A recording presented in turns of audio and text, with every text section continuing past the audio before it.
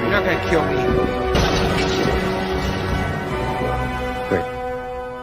Wait. You say something, Chief? As commander in the field, I'm exercising attack abort authority. Reasons. Collateral both at primary and allied state of Pakistan will be too high. Negative, Talon 1. Tin Man will not abort. Tin Man will prosecute. Taste your stink. Every time I do, I fear that I've somehow been infected by it. It's repulsive, isn't it?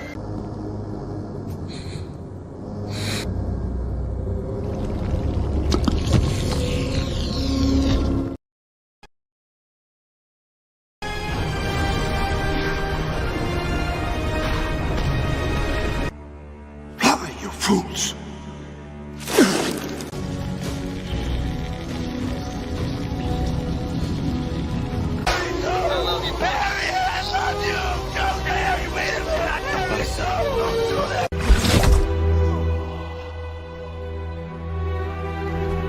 I have been, and always shall be, your friend. Hello, everybody. I hope everybody's doing fantastic on this Thursday evening. It has been a hot minute. It's been a significant amount of time since we have gotten to hang out, which, my bad.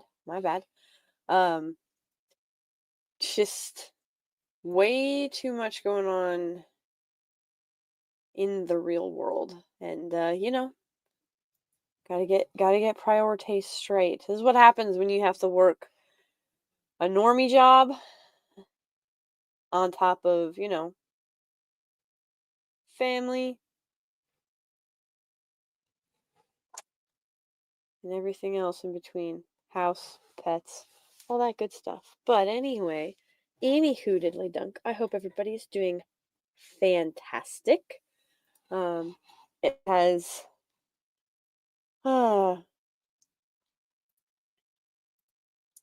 it's been too long. I've forgotten how to do this.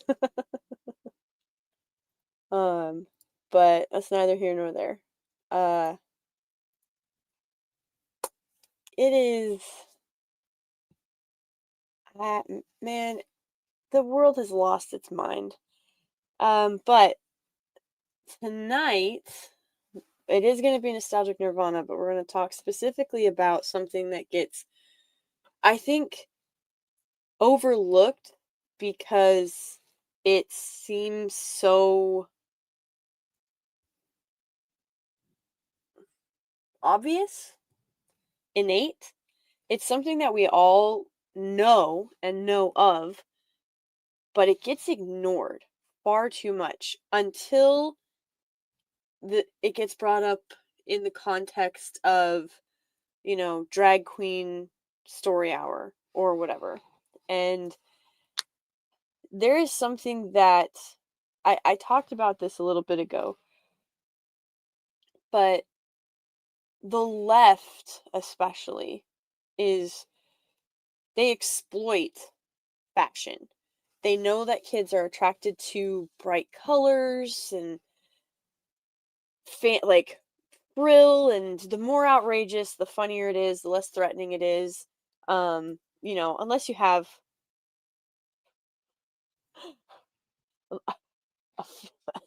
a deep hatred of clowns like myself, and you run away from anything that is even remotely brightly colored with red or orange hair and a bright red nose that tells you to follow it. I'm good.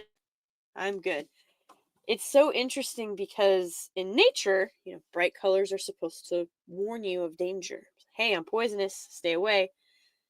But as humans, especially as kids, we very much are pulled to the brighter, I guess almost like the whimsical. I'm not sure how many of you guys have ever heard of or have seen, it's a It's a film called Chitty Chitty Bang Bang, and it's about this family, and they're very poor. The professor is actually quite ingenious, but um, he's underappreciated, and also he's a bit of a quirk. He's a widower, so he's got that grief going for him, and he loves his children more than anything. Dick Van Dyke is the actor, the head actor. He's just fantastic in everything, obviously. But in the show, or in the film, sorry, again, where I come from, everything is a show. The idea behind it, they go to this land and there are no children. And the way that they capture these children is with lollipops and fireworks and all these toys, whiz bangs and whirly pops and all this stuff. And the wagon is got these beautiful drapings and it looks very inviting. And then of course when the children go up and into the wagon, the sides fall away and they're actually in a barred cage, a barred cage. It's a cage to take them and put them where the rest of the children are, because children are illegal in this land.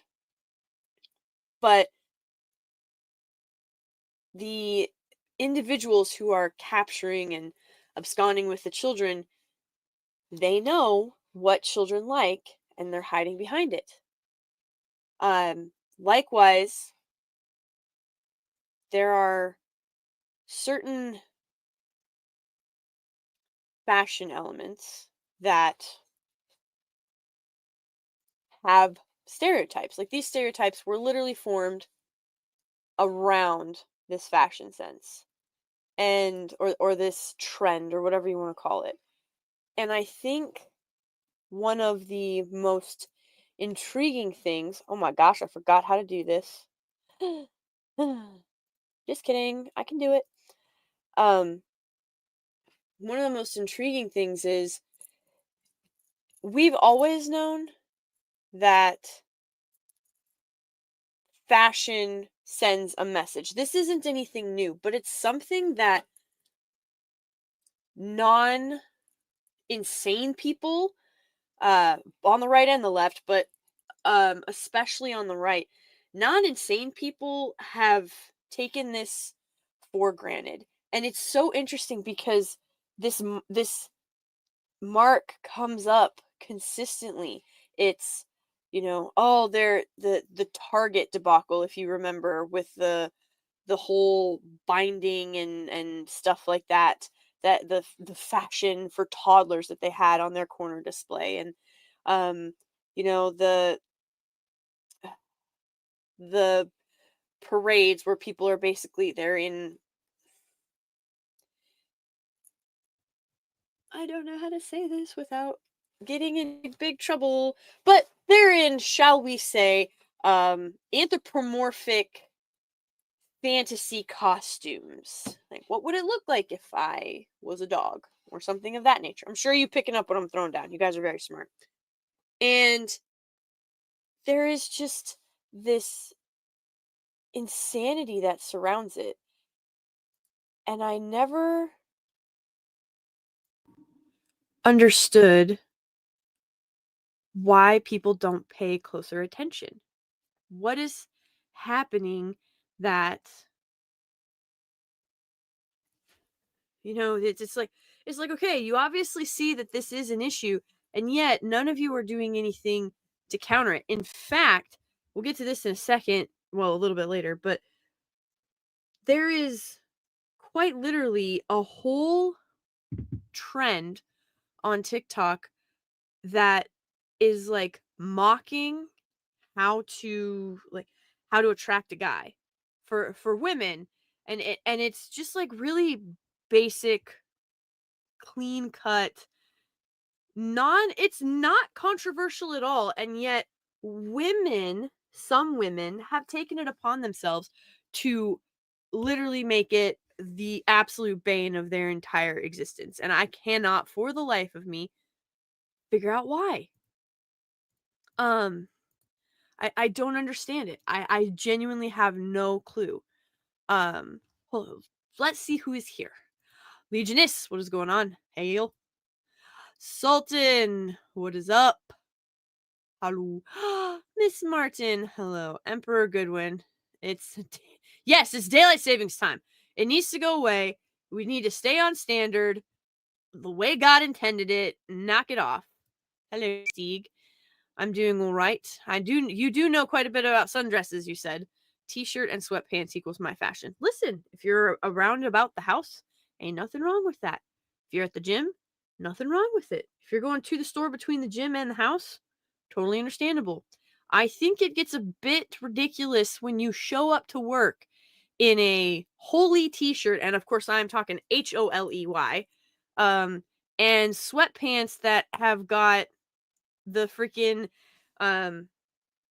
especially like gray sweatpants. I don't understand the gray sweatpants trend because the cuffs on the bottom get filthy so freaking fast if you take them outside. Like, the gray sweatpants make 0 sense to me. I don't understand. Clothes? 50 in rain, got thin pants on. Yup. Or shorts. Stay dry. Yes, you are quite... Oh, sorry, day dress. A day dress. Good evening, Robert. K. Roberts. I hope you're doing well.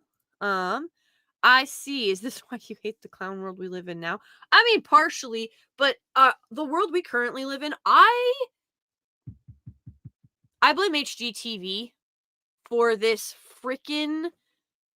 I don't know what other... Like, I know specifically HGTV is pushed this gray and white, bland, disgusting...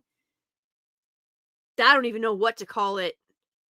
Sterilized world that we currently live in. All color has been sucked out of the universe for some reason. I know why. It's because it's beautiful. And there is something to be said for simplicity and minimalism in some cases. But that's something else that we can bring up at another time. But it is just... No. Just put color back. Color is your friend. Color is okay.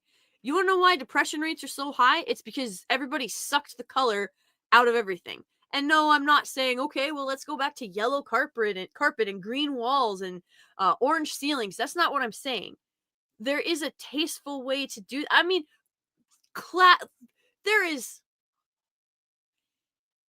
there are literally 8,000-9,000-year-old mansions still standing that are beautifully decorated and adorned. It's nothing over the top, but it's cozy, it's warm, it has personality. These things matter. They absolutely matter. Hello, Phil. All right. Soul Assassin, hello. Uncle Esteban, how's it going? Listen, Soul Assassin, I'm not saying nothing. I'm editing words. Oh, Jose Taco, thank you. Yes, 'twas my birthday a few days ago. Attire Through the Ages was for distinguishing factions, then classes, then statements, and decadence has once again spun the cycle. But here's the thing, and we'll get to it in a second. There was always an underlying backbone and understanding when it came to fashion. And even through the 20th century, that backbone stayed pretty well intact until we got to the 60s. And the subversive desperation of like, hippie culture was actually if you go back and look, the hippies were the minority. They were the minority. But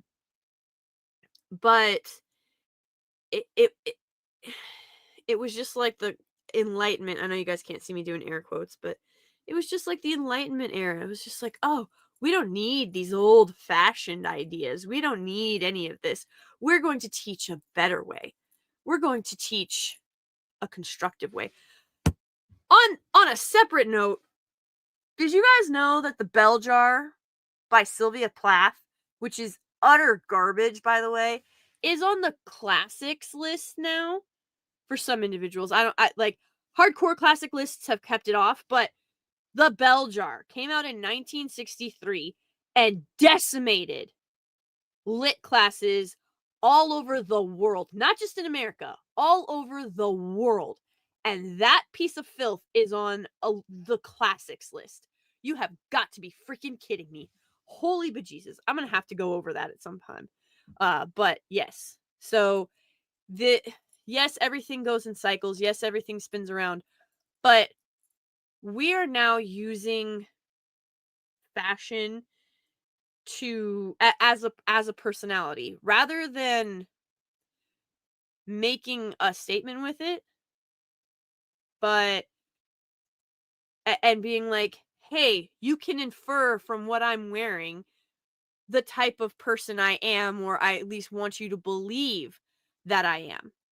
And the thing is, today it's so bizarre because feminists dress a certain way that has stereotypes attached to it, but then tell you not to label them. It is ridiculous. The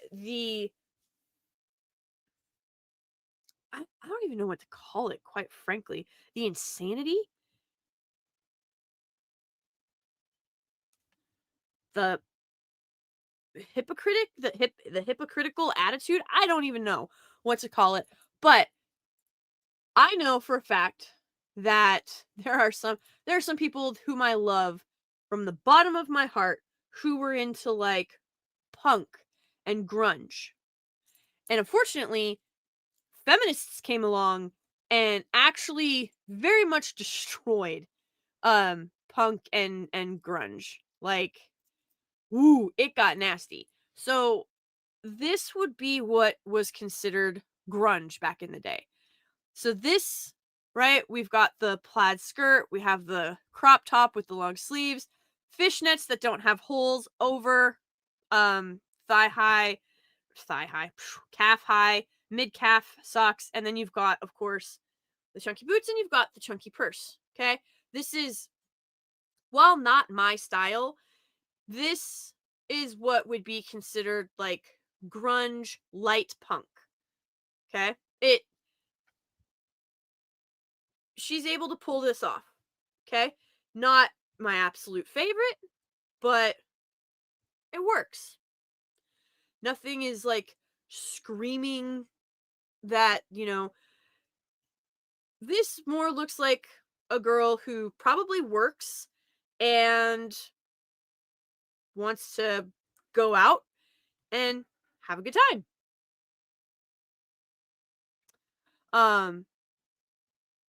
And then you have, we're going to skip past one picture.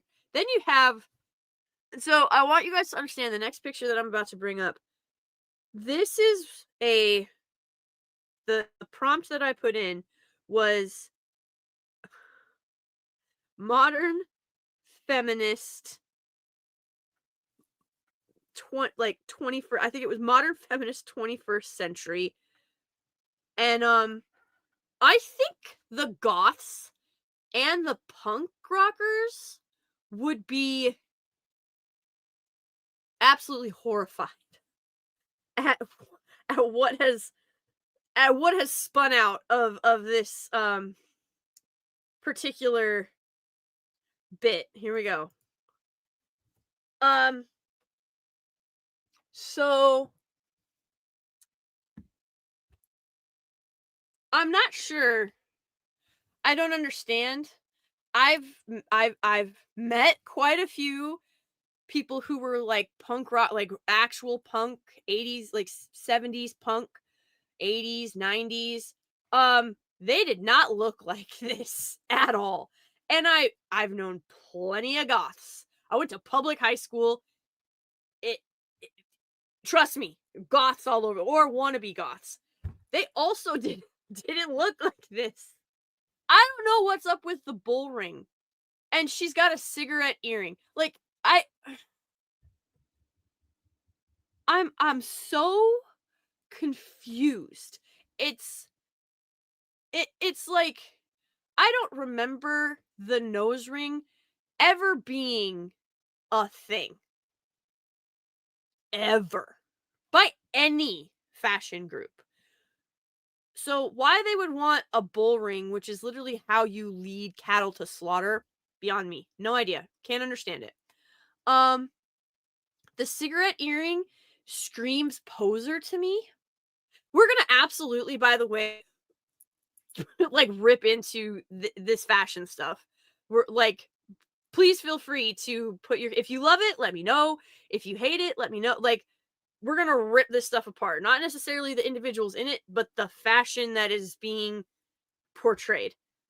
Like, the cigarette earring screams poser to me. We have this giant bull ring and then this tiny little lip piercing. And I always remember, like, specifically the punks that were actual punk, they had a lip ring and it was always on like the right side of their mouth. It was always like on the right.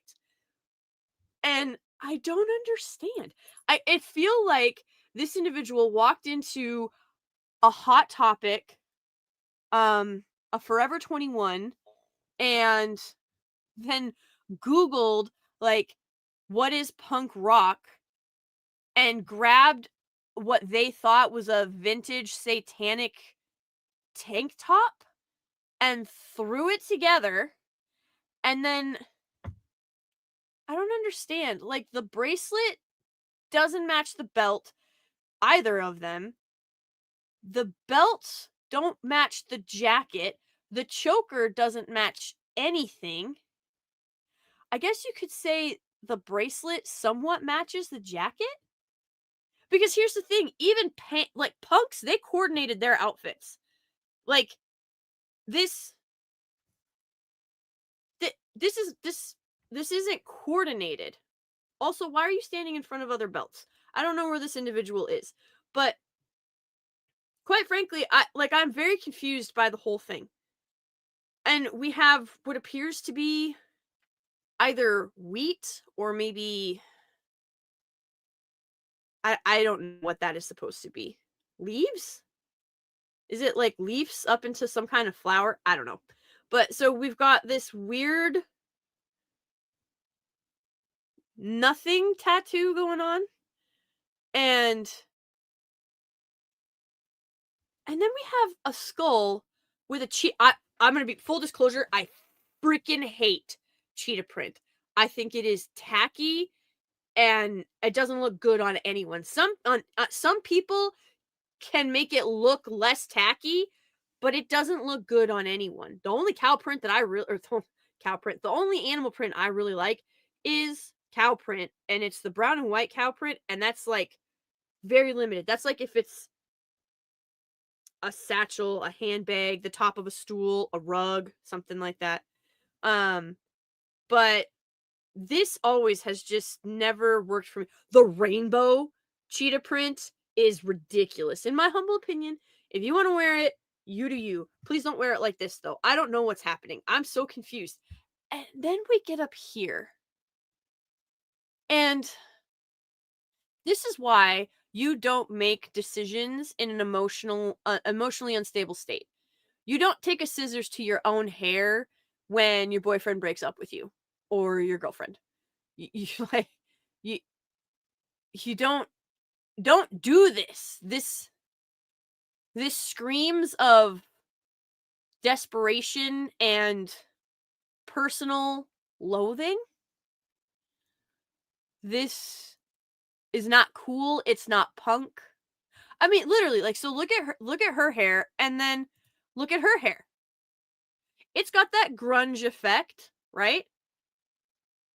But it's not screaming mentally unstable. I don't know. But this is just, and then we have, so these are training rosaries. And so she's got a yellow training rosary on with what I'm assuming is like the dog collar or the dog leash chain, the one that like self cinches.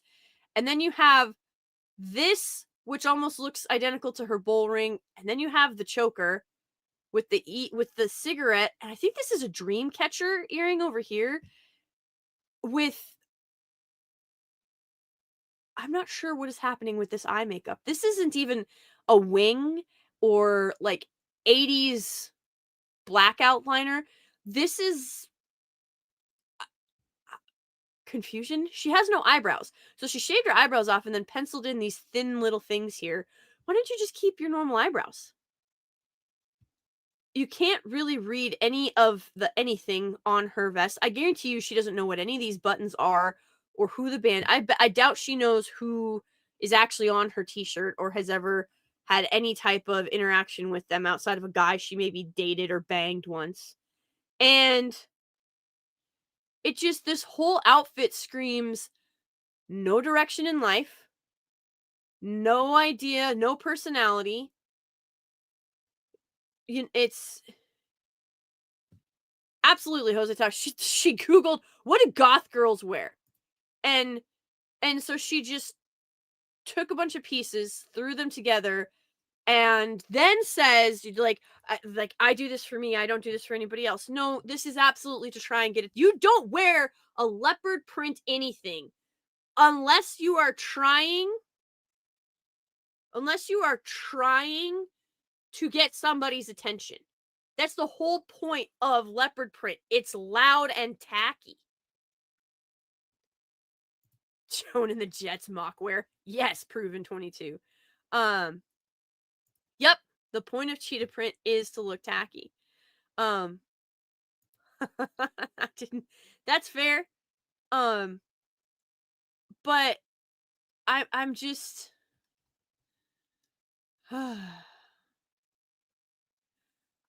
I feel like they were like, what do goth girls and punk girls and 80s girls wear? Like they typed in an AI prompt, like what would be the mashup outfit of a punk goth 80s rocker chick? And this is what they came up with. It literally looks like she got shat out of a Hot Topic and Forever 21 Frankenstein monster store. And I'm sure she's actually a very lovely, pretty girl underneath all of this. But she's trying so hard to be seen. I should say she's trying, we'll use their language. She's trying so hard to be noticed but not seen. She wants the attention, but she only wants it. Okay, so for you men out there, I'm about to speak 100% girl language, and you'll have to forgive me, but all the girls out there are going to understand this. She wants to be seen and noticed, but only by the people that she wants to see and notice her. And if you aren't one of those people and you give her attention, she's going to reject you because she thinks she's too good for you, not realizing that the people whose attention she's trying to get have seen her and likely turned and walked the other way. Because I guarantee you, a mantra that this chick says over and over again is, you don't, if you can't take me at my worst, you don't deserve me at my best. That's such a BS. Holy crap, Raider with a $58.62 super chat says nothing, as always, and then just walks away like the absolute Raider Chad that he is. Holy cow. Thank you, good sir, for your kind and generous donation. I appreciate it. I know it is hard times for everybody. But getting back to this, this doesn't scream anything other than, I have no idea what I'm doing. I have no idea where I'm going. And I actually want someone to save me, but I don't know how to do that because feminism has told me that I am a strong, independent woman who doesn't need no man. And so the fact that the individuals whose attention she's trying to get, she likely got it, and they immediately turned and left. Because what you're saying with this, I mean, she has spikes all over. She's got a bull ring. She has spikes, spikes, studs that don't match. She's got like 13 zippers. This is driving me absolutely insane. Why do you have zippers and buttons? I don't understand. That always confused me no matter what. But this is just sloppy. It's just sloppy. Now, I by no means am a 10, but you will not catch me dead in a leopard print anything. But I mean, she absolutely could be conventionally attractive, but she doesn't want to be, if that makes sense. She wants to be like scooped up and recognized for how brilliant and beautiful and bold and individual she is. But at the same time, she only wants that from certain people. And the people that she wants that from, probably what? The how does that go? Oh, I know this. 6-figure, 6 feet, and what's the other one? Ugh, there's too much. I don't know how anybody keeps up with this propaganda. It's so exhausting. Hold on. I need to look it up because I don't know what it is.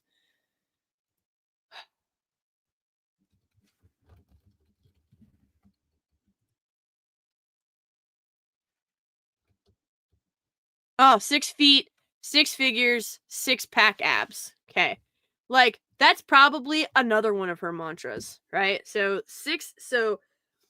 oh, thank you. Oh my gosh. Yes, the 666 rule. Apparently,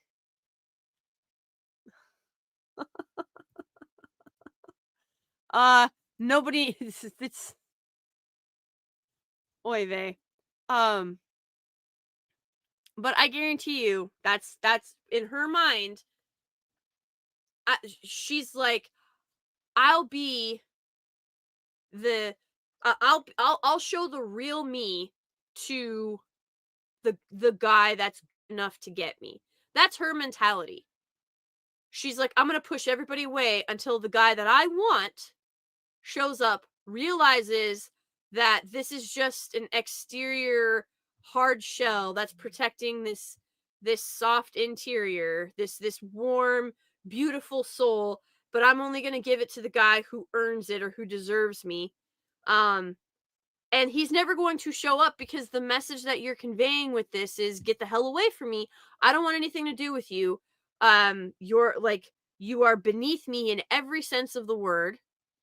And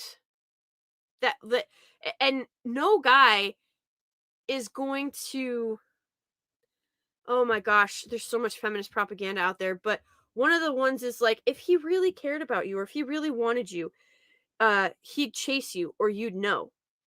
And I'm like, that's not necessarily how that works.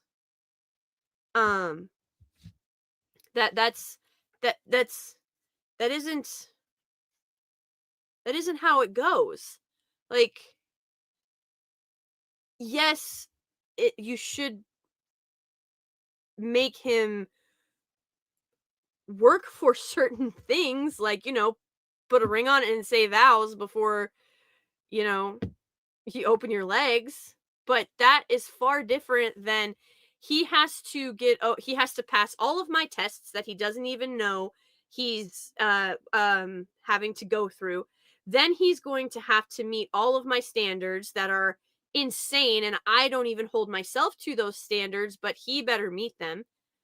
And then he has to be everything that I want and more. He's going to have to pass more tests, and then he's going to have to tell me that he knows who I really am, and that all this stuff on the surface is, just a mirage or a disguise, and I see past your mask. If I had a dime, oh my gosh. So I swear the video series that I'm working on will one day be finished. But one of the things that I came across, one of the most common tropes in this feminist, by the way, these feminists absolutely love their freaking it's just romance. It's freaking porn, guys. But it constantly says, I can see past that hard exterior. I can see through your mask. I know the real you. It's like, bitch, how? You met 2 days ago. And like, just stop. Just stop. It's disgusting. No, you can't see past the mask. No, like, she's just a bland, dull, stupid individual. And this isn't how real life works at all. And as someone who has been married for nearly 15 years, I'm telling you right now, my husband and I still surprise each other with stuff. Because my husband will say something and I'll be like, oh my gosh, I had absolutely no idea. Or I'll say something or I'll do something and he's like, you've never said or done that before. And I was like, oh, I guess I just haven't really had the opportunity. He had no idea I could cross country ski. Well, that's probably because we live in a place that doesn't really snow. To my utter horror and heartbreak, it doesn't really snow. But yeah, I can cross country ski. Not well, like I'm not at all by any means, an Olympic cross country skier, but I can. And it was just, it's funny because it's stuff that you don't really think about, especially when you haven't done it for a while or talked about it ever. And then it's, oh, I get to learn more about you. So you get to grow with this other person through the rest of your life, and you might get to discover new things you love or discover new things about each other to love them more. But I can't understand this desire to push everybody away until the guy that you want shows up and says the lines that you've rehearsed in your own head, and when he doesn't get them perfectly right, you're so disappointed and shattered and all men bad. It's just, it's insanity on the face of it. They are attempting to deny their true nature, and it always backfires horrifically. So, yeah, I don't know. I've never in my life seen anybody who was grunge or punk or goth in this ensemble. It was weird. It's just weird. Meanwhile, these same individuals, we're going to talk about 2 other pictures, and they send completely different messages. And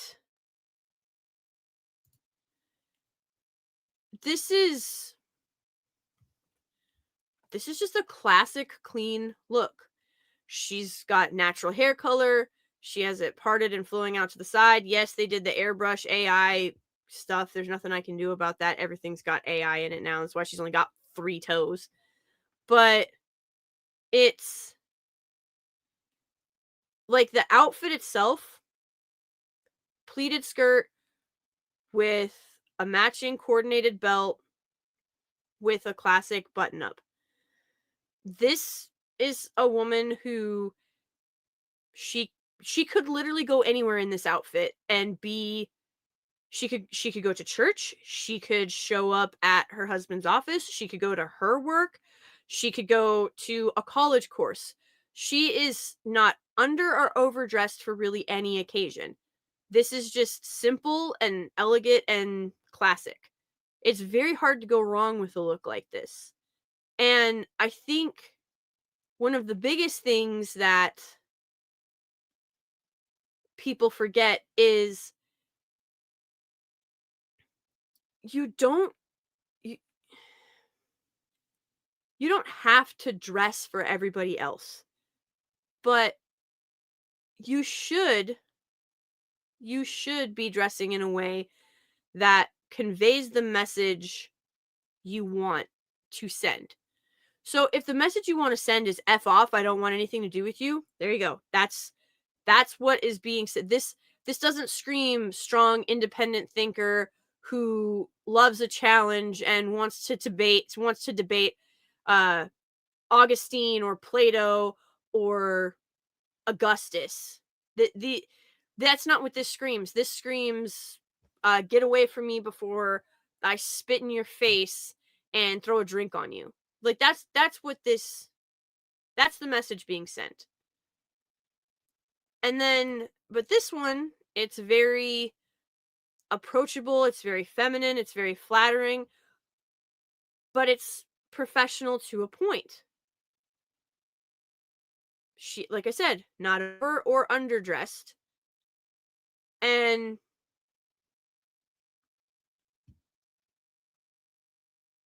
I don't know. It's not anything. If you saw this individual walking down the street, you would think, oh, she has her shit together. Clearly, wherever she's going, it's with a purpose.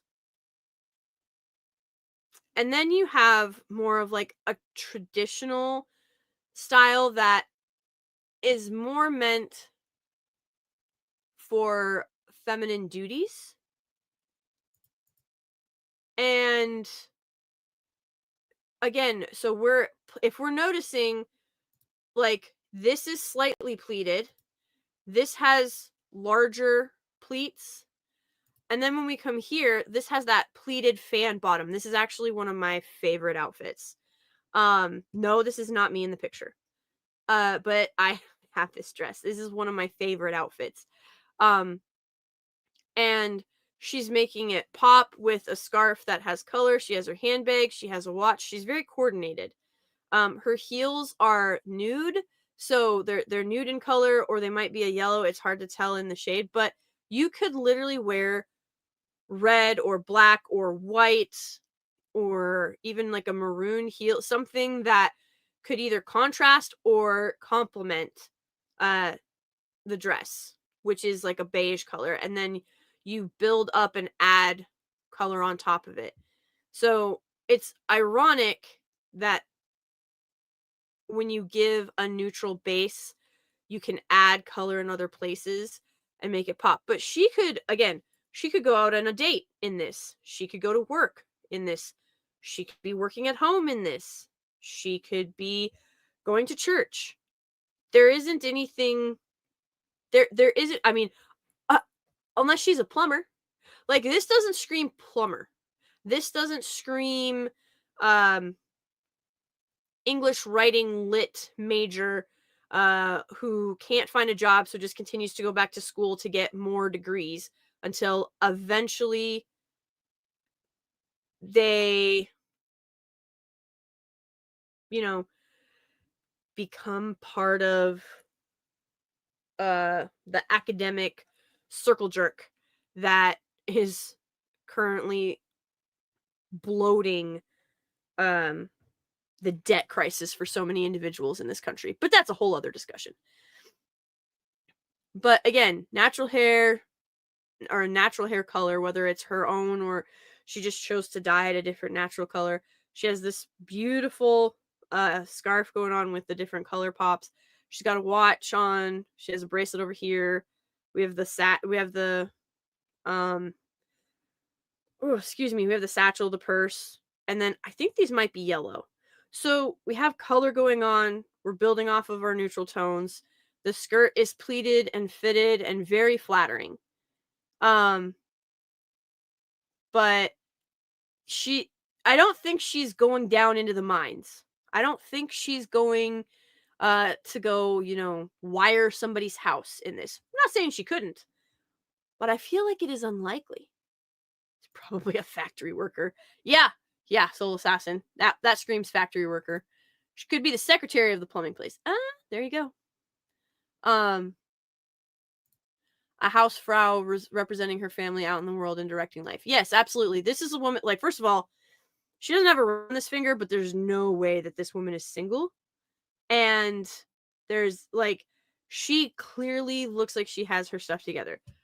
Not only that, but she, just from the outfit alone, she's very confident in herself. She isn't, she's not, you don't get the air of standoffishness or the lack of self-respect or respect for other individuals. She looks like someone who, if you said hi to, she would smile back and say hello and, carry on about your day. But I don't know, there's just what we wear and how we wear it is very important. And for some reason, conservatives especially, I don't know if because it's just so obvious or innate for so many, but this is stuff that has to be taught. You need to teach your children how to dress themselves. And I don't mean like, here's how you put on a shirt, here's how you put on pants. Like, obviously, as toddlers, you're going to teach them that. But coordinating outfits, even your, like sloppy outfits or whatnot, is really important to, like, okay, sweatpants and a sweatshirt, but make sure that the sweatpants don't drag beneath the heels of your feet. You know what I mean? Like, don't get the ratty, tore up sweatpants on the bottom. Again, if you're going to the gym, who cares? But they make beautiful sweaters. They make beautiful sweatpants. But trousers are a thing. You can get fitted trousers for relatively inexpensive. I don't know. So Proven says, nowadays I wear bootcut jeans, studded belt, chain wallet, and a classy cowboy shirt. Pearl buttons required. Yes, that is classy. That, to me, that tells me that you are a blue collar worker who is comfortable. You're not rolling in dough, but you're comfortable and you're down to earth. That's what that says. Not much better. It's not much, but it's a step up from slacks, a t-shirt. I mean, yeah, it like, if you're throwing on slacks and then like a white t-shirt, absolutely having your pearl snap button up and your boot cut jeans, clean boots, all that stuff, that sends a message. Like, it all matters. The Orthodox tradition is that a fabric in the hair is in your house colors. Yes, that's in a lot of Catholic tradition, especially in Germany, for the Catholics that are left in Germany. And but it makes sense. Why wouldn't you want to? You should be proud of your heritage. You should be proud of your family. You should want to celebrate them and show them to others and to the world. And you should want to be able to handle any situation that comes as it unfolds. Now, granted, if she had to run very far in those things, I don't know. Those were some big heels. But she absolutely, if her husband was like, "Hey, I need you to come to the office for an impromptu office party with the wives and like husbands of the upper administration or whatever." I have no idea what the white collar people do. But she could literally just go to his office in that. And it really breaks my heart that we're so desperate to visually tell in others that we have no interest in improving, or that we don't actually know who we are. So we looked up a bunch of buzzwords and threw it all together and called it good. Yeah, they say dress for the job or mate you want, dress for success. I remember my grandfather telling me that's how you dress represents not only you, but your parents and how you were raised. Yes, absolutely. Her husband is a plumber, which is why he can afford clothes for her. Amen. Those tradesmen work hard. You need my help? Reader, what can I do for you? How can I help thee? I shall do my best. Whilst I'm waiting for Raider to tell me how I could possibly help him. this goes for men too. I don't know why we got away from 3-piece suits. But we should definitely bring those back. Because again, and you guys are about to get like overloaded with 3-piece suit stuff because I just couldn't pick one. But I mean, why? Why did we stop? It's trousers, vest, jacket, tie. I don't understand.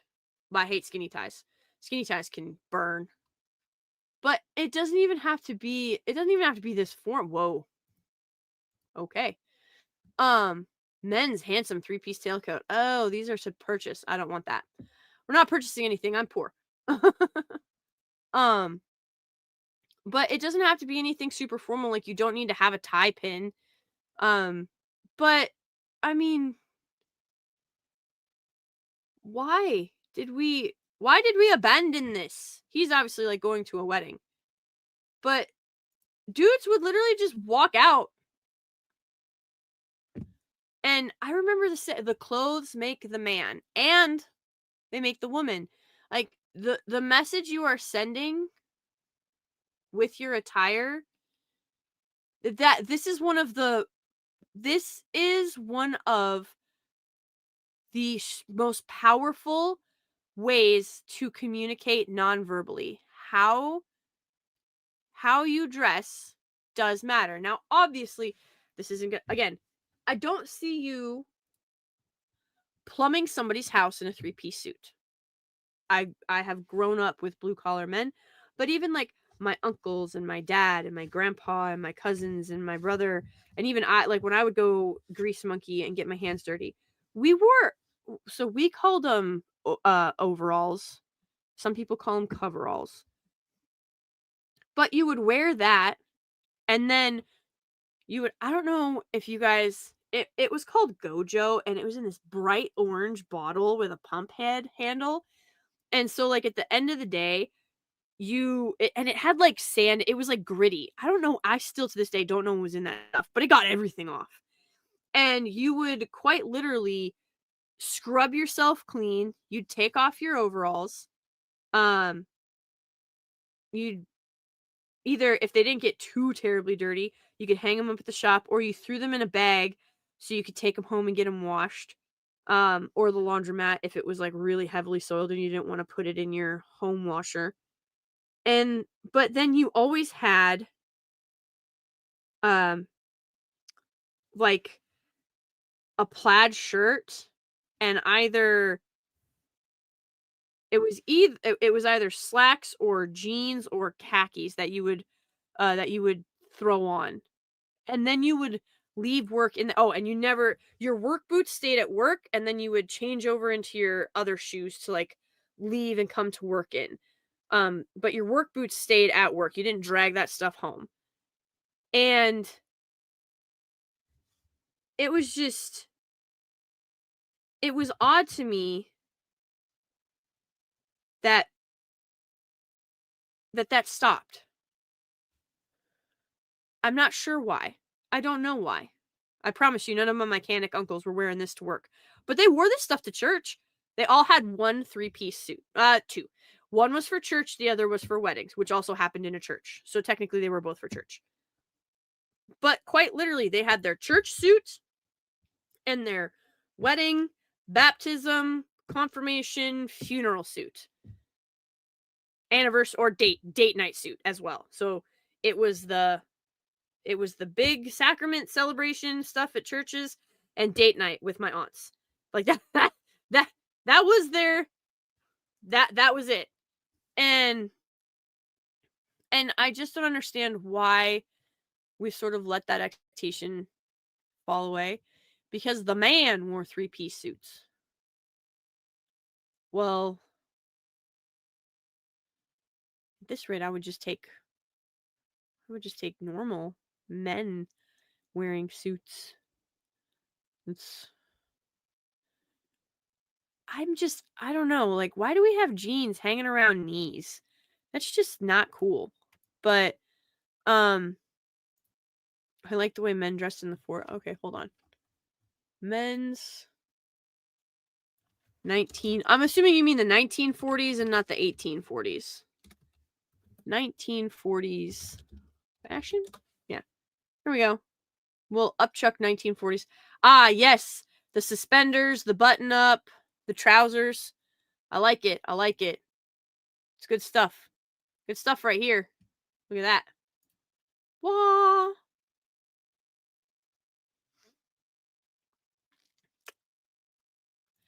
Got the trousers, the button up, the tie or the bow tie. Yep. Classy. Classy. You throw a jacket on if you want to be extra snazzy. Trousers and a button up tucked in with a belt. Yeah, I could absolutely get back on board with this. 100%. I don't understand why we ever got away from this. It's so confusing to me. I mean, I guess I do understand it. Dad started being absentee. The government was like, feminism in the government was like, you don't need no man. And pretty soon there were no men to show their sons how to tie ties or how to put on a suit. The skirt suit.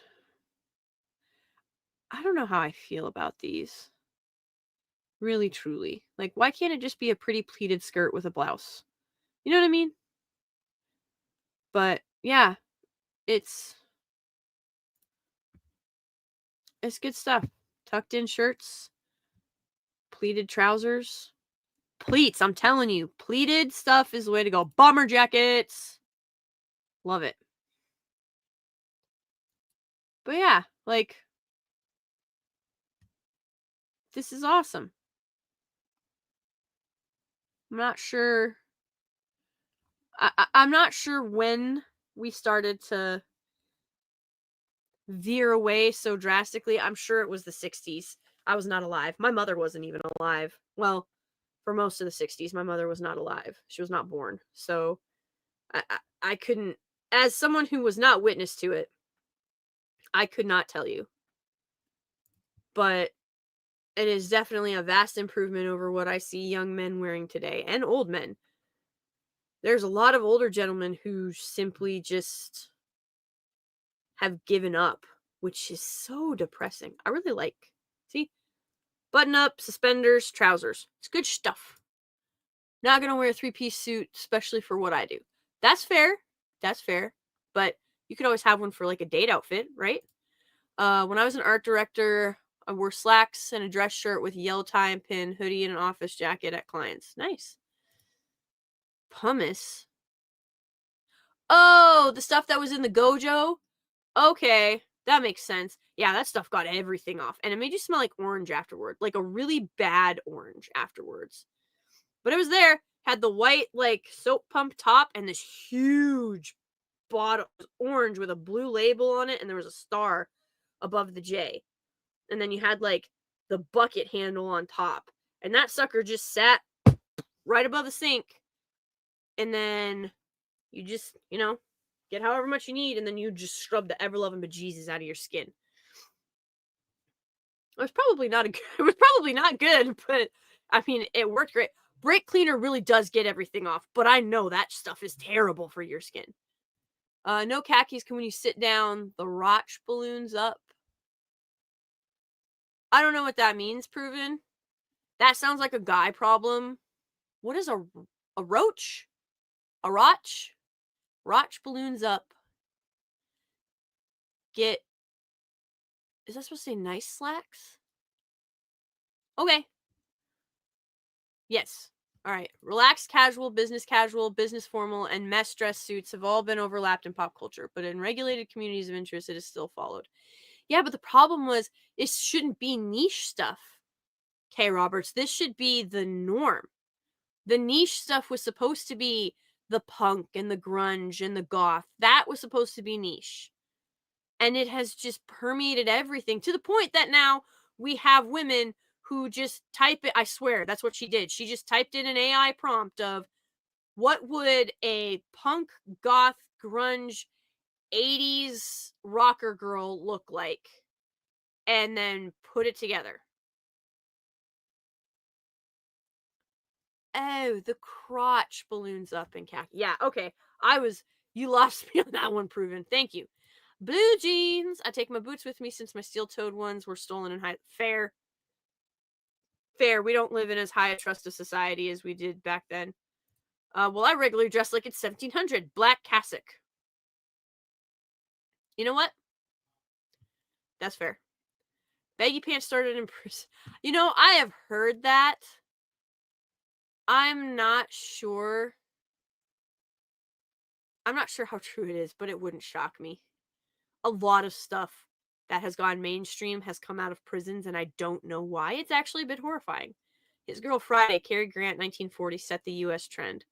I love His Girl Friday. I love Cary Grant. Who doesn't love Cary Grant? Navy knot is best tie knot. I don't know. I like a double Windsor myself. We seek to be a homogenous culture for some reason, so you don't dress up lest you are thought better than others. Quite frankly, if wearing a button-up shirt makes other people think that you're better than them, that's a them issue. That's not a you issue. That's very much a them issue. Clothing used to be a way to show respect to other people, and now it's just an expression of comfort and sloth. Amen. Amen. Make fedoras great again. Yes. But don't actually grate them. Like cheese. We want to refrain from such. Just kidding. World War II, lots of great men died, lots of fatherless kids. That is between World War I and World War II, the amount of good men wiped out and the fatherlessness epidemic. I have no doubt. There isn't a doubt in my mind that both of those wars were intentionally to reduce men who would be a threat to future global plans. Maybe that wasn't a primary reason, but it's definitely a byproduct, a primary byproduct. Jobs got sent overseas in the 70s, no career ladders to climb after that. Ugh. Changed in the 80s with easily printed shirts. Yeah, the more I gather, the more I loathe the 70s and 80s. The 80s were great for a lot of things. They were horrific for the average everyday guy and gal. I'm just ooh man.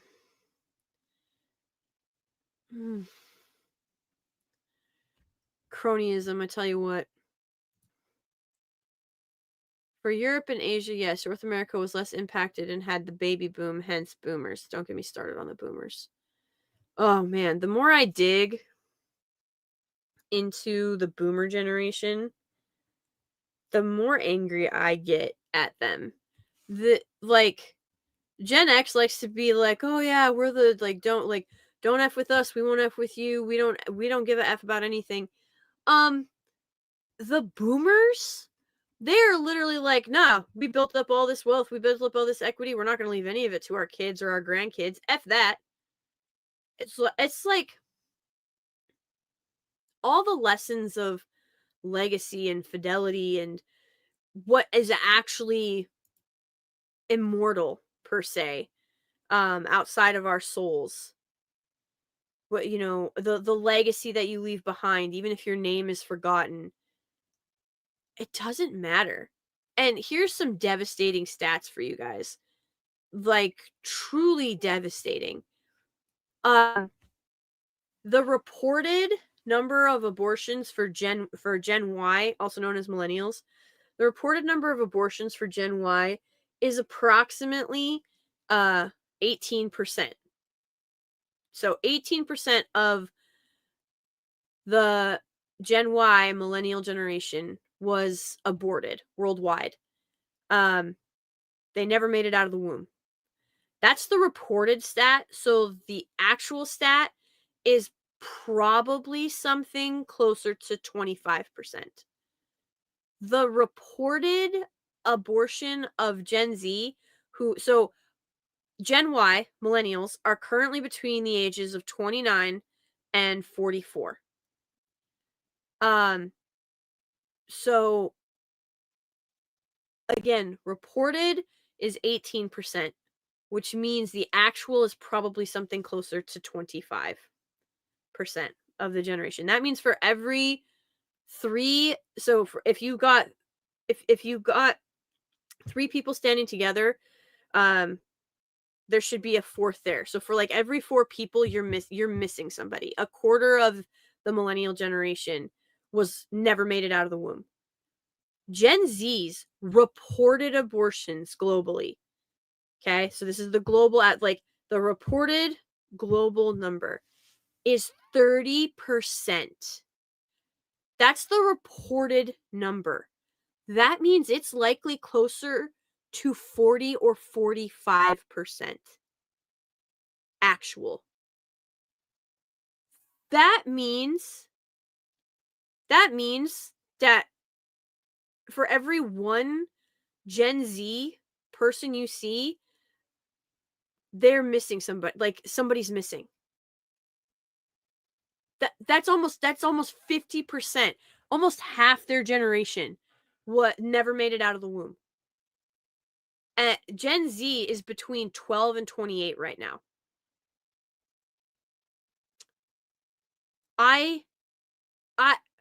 I'm just blown away. I really thought those stats were BS. And then I just kept like digging, and the more I dug, the more depressing it got. So for every 3 millennials, there should be a fourth. For every 3 Gen Y, there should be a fourth one standing there. For every 1 Gen Zer, there should be another one standing there. Basically, it's like 1.5. So for every 1.5 Gen Z, there should be another Gen Z. That's insane.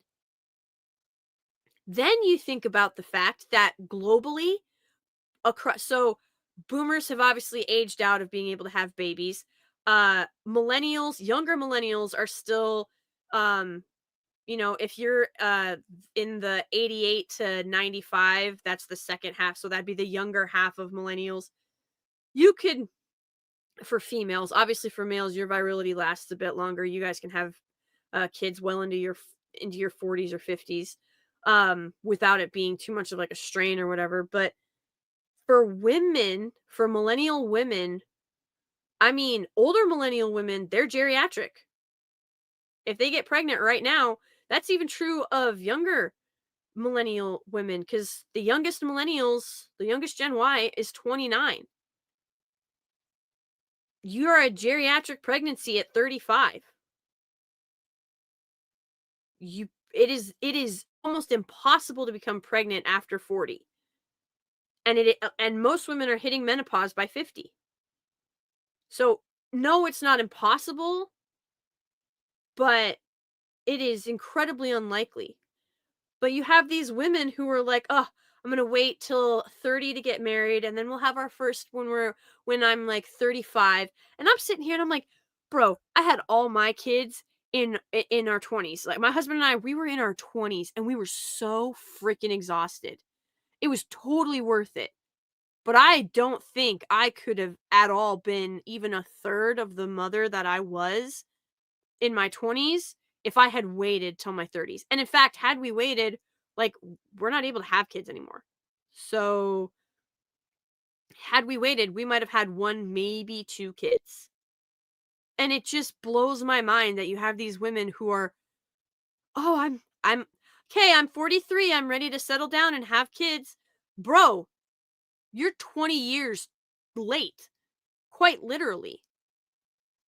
So, you've got younger millennials, I would say, I mean, 29 to 34, that are still, have a decently good shot at having easier pregnancies, maybe you could do 37, 38, or kind of pushing it, but I guess if you took good care of yourself, it wouldn't be too bad. And every woman's different during pregnancy, but like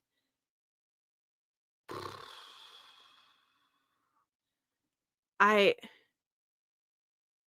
I just don't understand why you would wait, because you're you're literally your body does not care about the boss bitch. Your body doesn't care about the corporate ladder. Your body does not care about any of that other stuff. We have it's called a biological clock for a reason. We only have so long to be able to create and nurture life. And the fact that you're missing a quarter of Gen Y and basically half of Gen Z, oh my gosh, I can't even freaking imagine. I am terrified what the Gen Alpha numbers are going to be one day. But you have that, and then across the world, you have these women, over 1 billion, like over 1 billion women have voluntarily removed themselves from the gene pool. Like, genuinely, that's an eighth of the global population. That's a quarter of the female population of the global female population, because there's approximately 8.3 billion people in the world, and it skews a little. There's more females than males, but it's pretty much a dead even split. But it's like there's like 4.25 billion females, and there's 4.15, yeah, or 4.05 males, or whatever it is. It skews slightly to the female side, but 1 billion of them voluntarily took themselves out of the gene pool, either through abortion or sterilization, or buying into the feminist lie and aging out of the ability to have children. That's where they're sitting. They voluntarily removed themselves from the gene pool, which is why they're so desperate to go after your kids, because they can't have kids of their own. And so again, we go back to this idea of legacy, and if you don't have a progeny to pass things down to, your ideology dies, which is why they have to latch on to everybody else's stuff. And that's why they've infiltrated fashion and entertainment and music and film and education. That's why they're pushing this propaganda on toddlers, because they need them to be immersed in it from a very young age so that it appears normal. That's why they do this. And I'm just, it just blows my freaking mind. If you want to see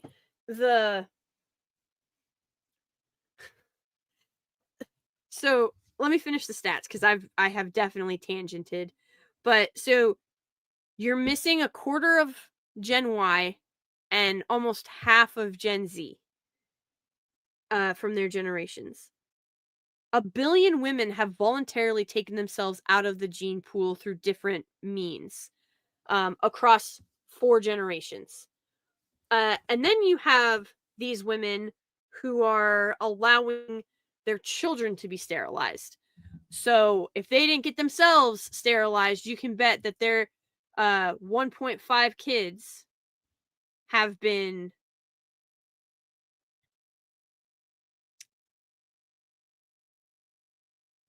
taken out, like their lineage ends with their kids. They've made sure of that. But then this third stat that I saw was that Gen Y and Gen Z, I should say younger Gen Y and Gen Z, are leading the nation in debt, and that older Gen Y, older millennials, are the ones who are leading in births.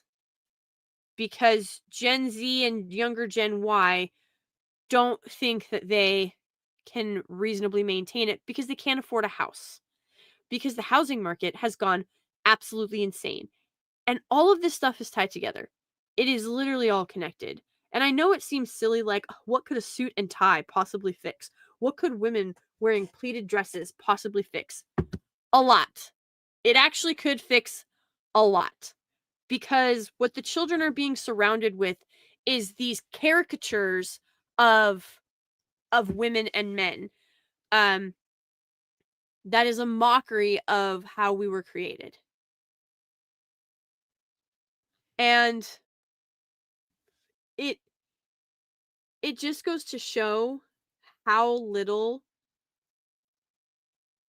conservative, like non-insane people, stuff that we think, oh, this should be obvious. You're right, it should be, but you know what? You need to state the obvious.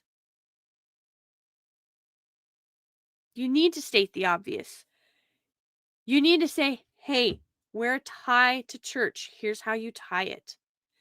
Or, hey, here is a pleated skirt and a sweater. Wear this combination and you will be able, then you'll be able to pretty much function anywhere from church to home to the office. My mom and my grandma, like, God bless these women. Gardening is such hard freaking labor. It is so much, I mean, it's totally worth it, but it's such hard labor. There are pictures of my grandmother in pearls and a dress and an apron, and she's like ripping out rose bushes, which I don't know if you've ever had to do that, but that is a literal thorn in your hand and side and face. It's so irritating.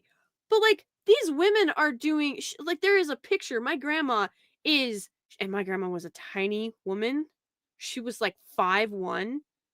Oh, but she was just, oh, if she didn't make it to heaven, we are all screwed. Um, but like, she's just this tiny woman, and she's in pearls with her hair done in this beautiful, like, it was a beehive, I'm pretty sure is what it was called. And she's got a whole rose bush in her hand, and she has my uncle on her hip while my other uncle is eating blueberries. And I'm just like, how? How? How did that? How were you able to do that, Grandma? Because I can't. I get so grimy and nasty when I garden, and I just sit there and I was just like, what am I missing? How did they do this in dresses and pearls? And then I realized it's because they had to. It's because, especially in that day and age, yeah, you may have lived out in the countryside, but people walked past your house and they would just walk up to you.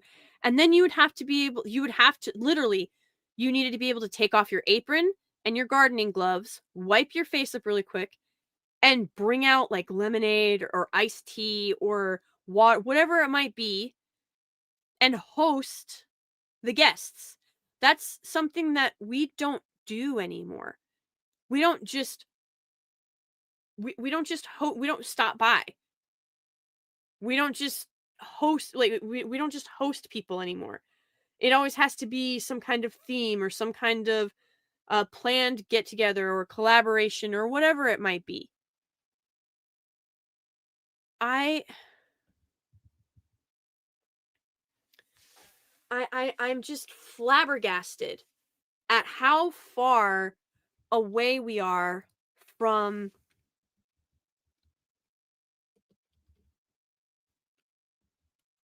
I don't know what else to say outside of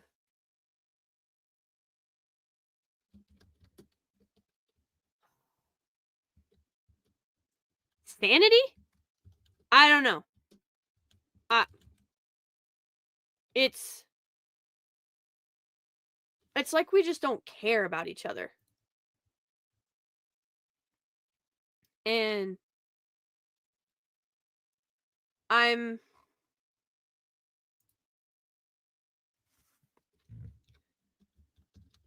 I don't know.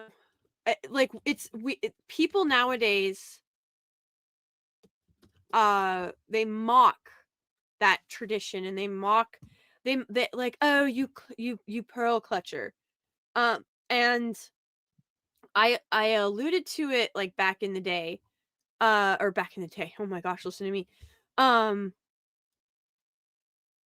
But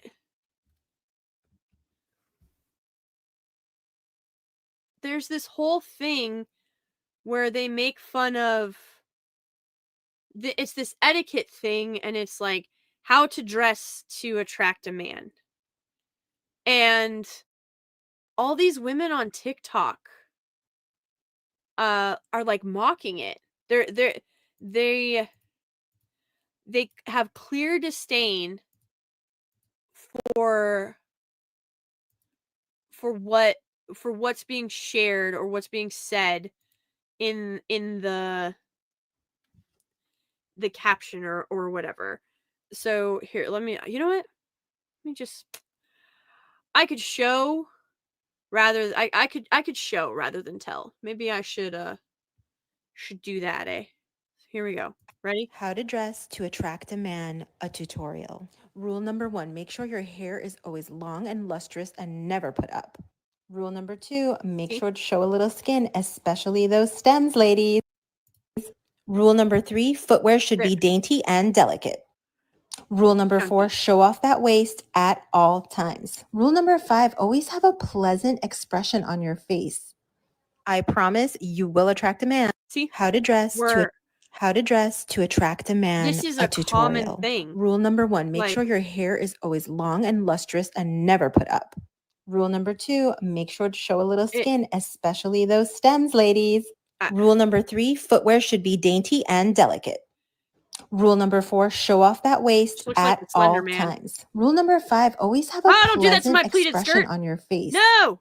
I promise you will attract a man. But see, How to like, dress to this is attract a supposed man. to be like empowering and funny, and it's just sad. And I don't understand. How to Hold on. dress. Whoops. How to I dress can to do a- this.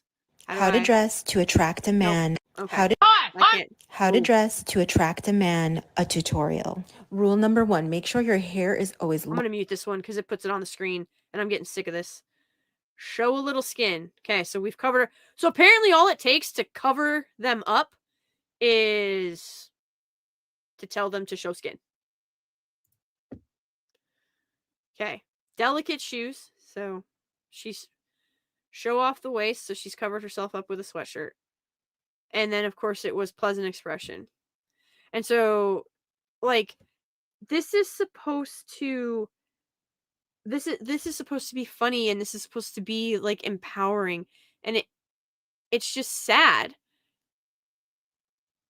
They're attempting to tell you that you shouldn't want to do these things. You shouldn't want men. You shouldn't want a husband. You shouldn't want to look beautiful and be confident. Oh gosh. a tutorial. Rule number 1, make sure your hair is always long and lustrous and never put up. Rule number 2, make sure to show a little skin, especially those stems, ladies. Rule number 3, footwear should be dainty and delicate. Rule number 4, show off that waist at all times. Rule number 5, always have a pleasant expression on your face. I promise. How to dress to a how to dress how to It- how to dress I mean, it. how to dress it how to just- dress how to dress How to get a boyfriend. how to dress to attract a just man, keeps a going. tutorial. Rule number 1, make sure your hair is always long and lustrous and never put up. Rule number 2, make sure to show a little skin, especially those stems, It ladies. just keeps going. Rule number 3, footwear should be dainty and delicate. Rule number 4, show off that waist at all times. Rule number 5, always have a pleasant expression on your face. I promise you will attract a man.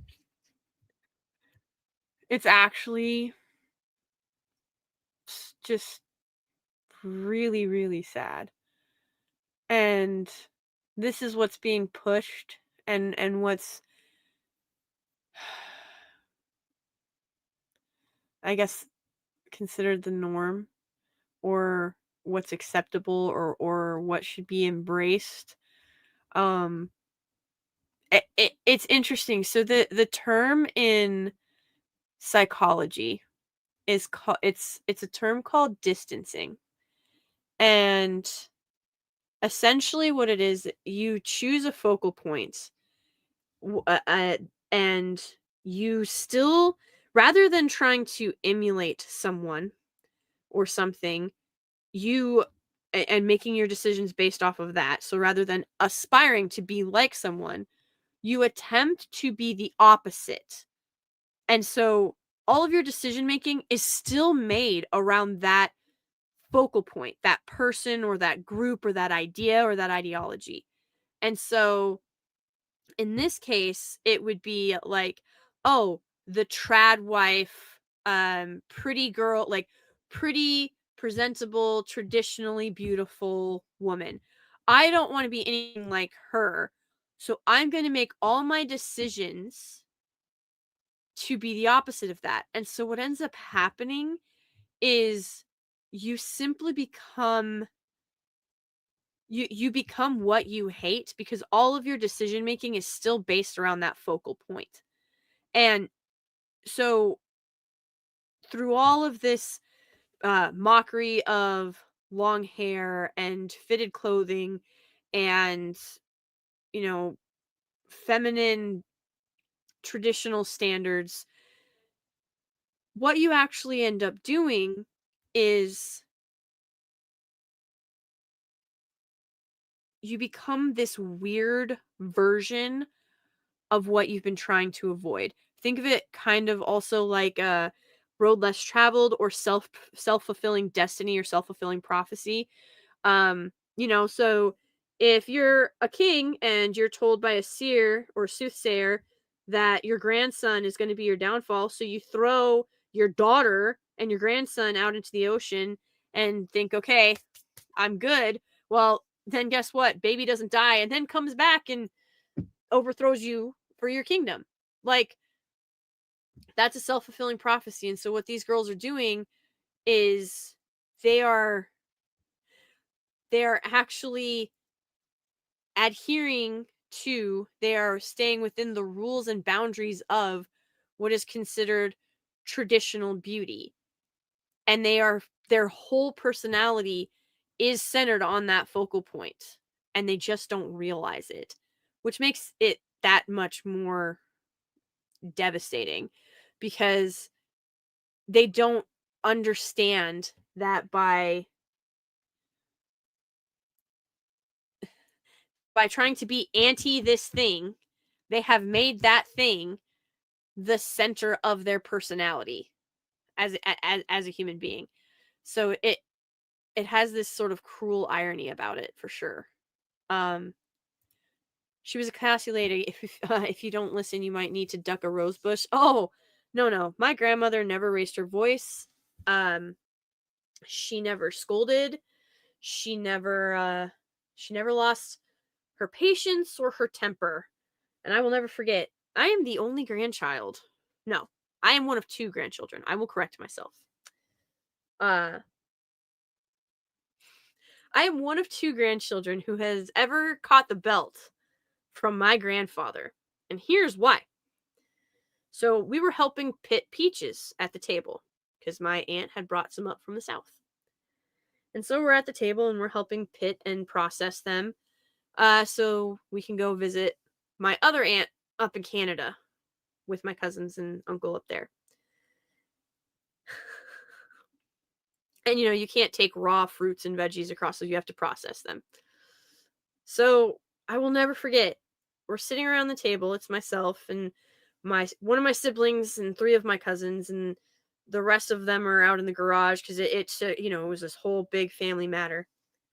And I crawled up on the table because I was still pretty young, and there was my grandma had made peaches and cream, and they were in a bowl, but it was on the other side of the table. And rather than asking my cousin to pass it to me, I crawled up on the table to try and grab it.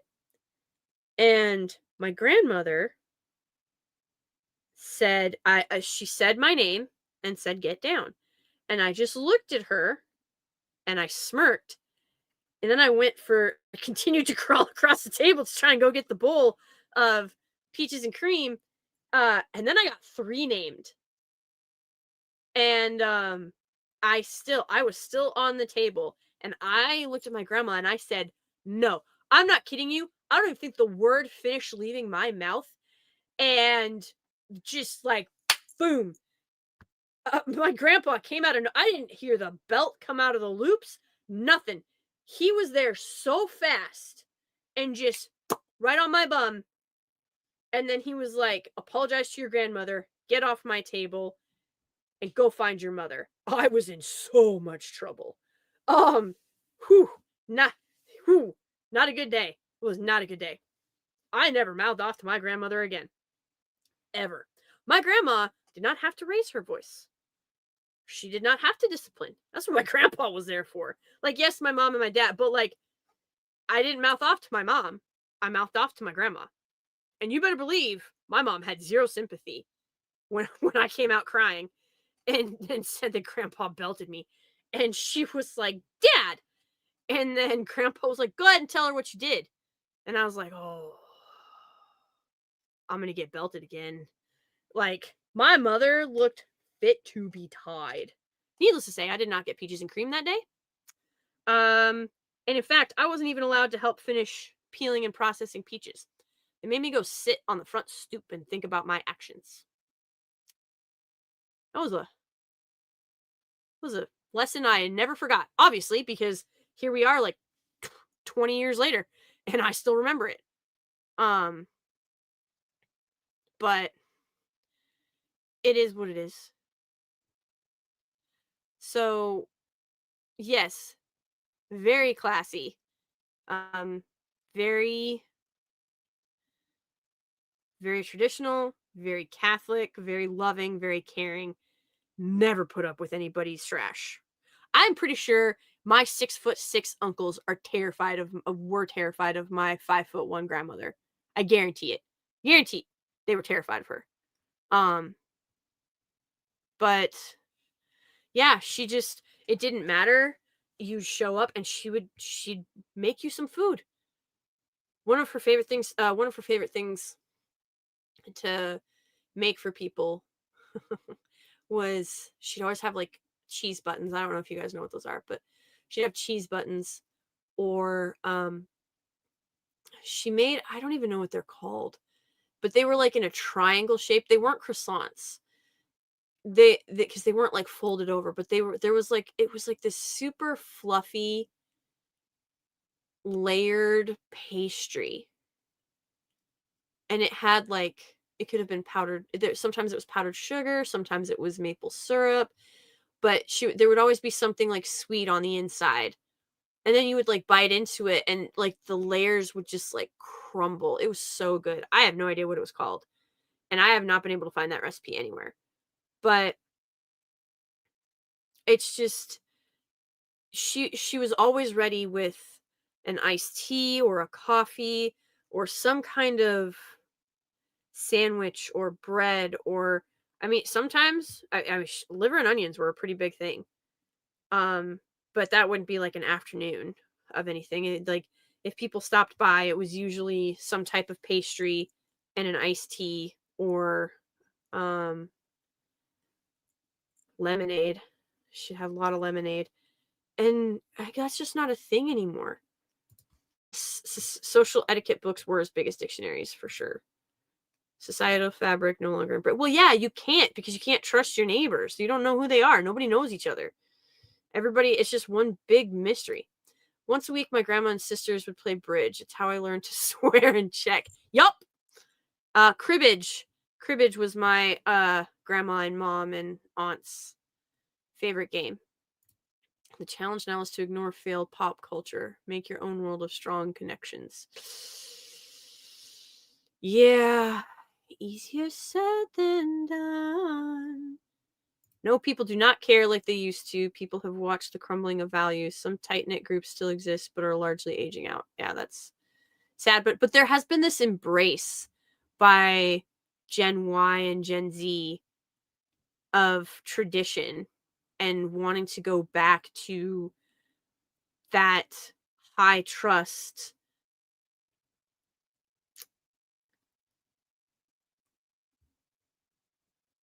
I don't know what else to call it besides pub culture. Like where you walk in, it's Cheers. It's like where everybody knows. I'm gonna get hit for that for copyright. I bet I am. Shoot. But like where everybody knows your name. It was a culture where it didn't matter where you went. It didn't matter what your niche was. Your people knew you, and you knew your people. And that's not something that we have anymore. And it's just sad. But I don't know. Feminists would want. Is then a Christian one? That's what I see online. They really don't know. Yeah, they don't have any idea. It'll be okay for those women. Cats don't judge. Ha! I beg to differ. I've met some cats that judge very harshly. To dress frumpy looking is so dumb. They're denying themselves the opportunity to find a good. Well, not only that, but you're literally only young once. Wear the pretty clothes. There's plenty of time to be frumpy. They're like, nobody's saying you can't be frumpy at home, but I mean, there's nothing wrong with looking put together. It's not a crime. Dad never had to use his belt because Mom owned our shame. Pick your switch and choose your doom. You better pick a good switch too, because if you try and sneak out of that, it's so much worse. So much worse. I never had to pick a switch, thank God.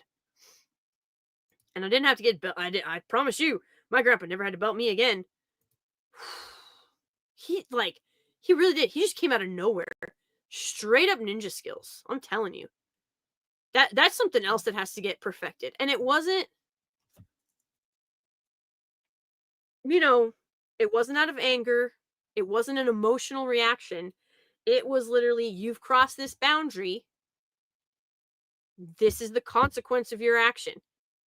It was just one belt. And never did it again. Because I don't have a death wish.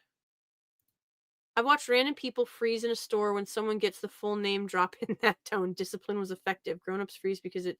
Yup. Core memories. Yeah, anytime you hear the 3 name, I'll just pick a random name, but if it's just like John Eric Smith, and you hear it and you're just like, huh, I'm gonna go 2 aisles over. Whatever has happened there, I want zero part of that. Run far. And then, you send up a quick Hail Mary for the poor child who's about to get their shit pushed in. Too many girls are just wearing pajamas all the time now, even in school. Well, that has been a problem for over a decade. I will never forget. I get out of the Marine Corps and I go to my first class. It's a 7:30 a.m. class. I show up and I'm in slacks and a blouse, with boots on. And these other girls are in, I will never forget. She was in a Monsters Inc. Sully onesie pajama that had the pull up hood with his fuzzy head and nose and stuff like that, and SpongeBob SquarePants slippers that were filthy on the bottom. And I was just looking at her and I just didn't understand. I was like, that's an odd thing to show up to in class. But she's looking at me like I'm the crazy person. Then the next girl walks in and she's in Hello Kitty pajamas and Hello Kitty slippers. Then the next girl walks in and she's in like I don't even know what it was supposed to be. I think it was supposed to be like Rainbow Bright, but like a horror version of Rainbow Bright or something like that. And I was just like so confused.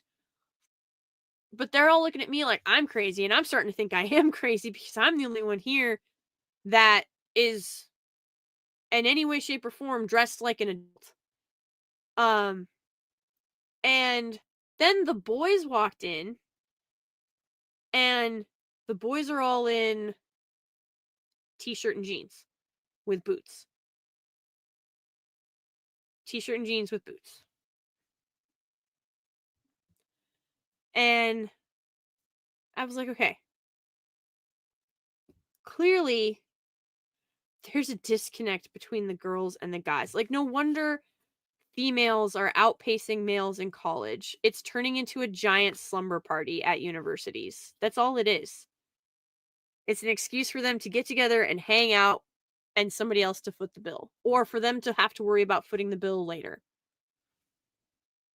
So, I don't know. I that has been a problem for over a decade. I oh my gosh. I was flabbergasted. I was like, really? We can't even pretend to care? But yeah, it was a 7:30 a.m. class, and it was a Monday, Wednesday, Friday class. And by week 2, so when we started, there were like 18 of us. And by week 2, all but 3 of the other girls had dropped the class because it was too early. And I'll never forget our professor saying, he was like, that's why I have this class this early, because I get the people who actually want to be here. And I was like, that makes sense. That makes sense. I can't fault that logic. So, yeah, I just wish pajamas are meant to be worn as sleepwear and nothing else. They aren't for work. But I mean, what do I know? I'm just a girl. But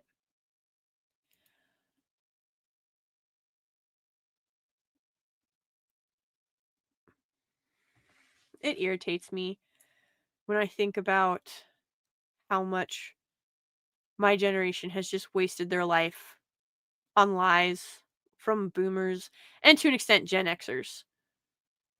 But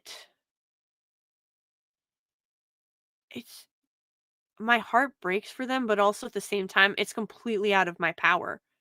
I mean, I'm on the younger end of millennials, so it's not like it's not like older millennials would have ever listened to me when I was younger, trying to tell them that, hey, that's a stupid ideology to adopt. You're going to be miserable later in life. And I just, I don't see them, I don't see them ever,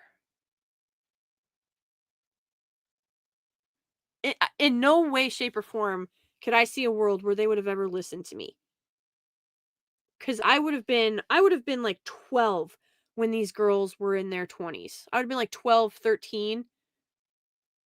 These girls would have been 22 the time, like when I got married.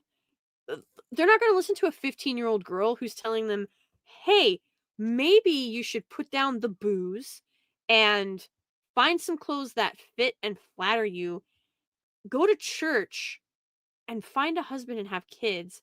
Otherwise, you're going to be miserable at 44 making 19-second TikToks about how glass grapes and gold hands on your fake mantle are a superior substitute for a husband and children to love and who love you back. And fashion is one of the simplest, easiest ways that you can fight back against this propaganda and against this attempt to demoralize. Fashion is a weapon, and the leftists have realized this for decades. That's why they're in all these institutions. So why we're ignoring the one thing that is truly within our power to change, I don't understand why you wouldn't embrace that, why you wouldn't take full advantage of that. Where are all of the counter fashion small businesses? Why aren't we seeing this explosion in traditional clothing? Like, isn't Etsy still a thing? Like, why aren't we seeing um I don't know. I will take it right out of the Bible, like wonderfully made clothing or whatever. You are fearfully and wonderfully made. Why aren't we seeing that label on stuff? Why aren't we seeing, why aren't we seeing Corinthian verses, armor of God, having those embroidered into like shirts and hats and belts and trousers and shoes and whatnot? Like, where is that counter fashion culture? Go back to tradition, make it accessible, make it like it's literally never been easier to provide these things if that is within your talent to do. And I mean, listen, it isn't easy, but you can go to like Hobby Lobby or Walmart or on Amazon even, or all of these other websites. They have patterns for sewing. It tells you exactly the kind of material that you should get, and they're called notions, but any notions that you're going to need, any of the knickknacks, so a zipper or buttons or eye and hook or anything like that. Why don't you start making your own clothes or making your kids' clothes and start dressing them in such a way that they look and feel confident and put together? I mean, again, it's not easy, and yes, it's time consuming, but one, it's a skill that you'll get better at, and it's a very in demand skill. But two, you're always going to know that your children have quality clothing made with your love, made with your care, with their best intentions, at like with what,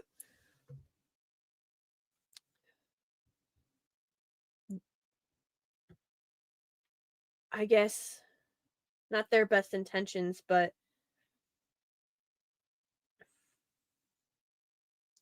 literally you're just wanting the best for them. And that would be an act of service, and like that fulfills several love languages.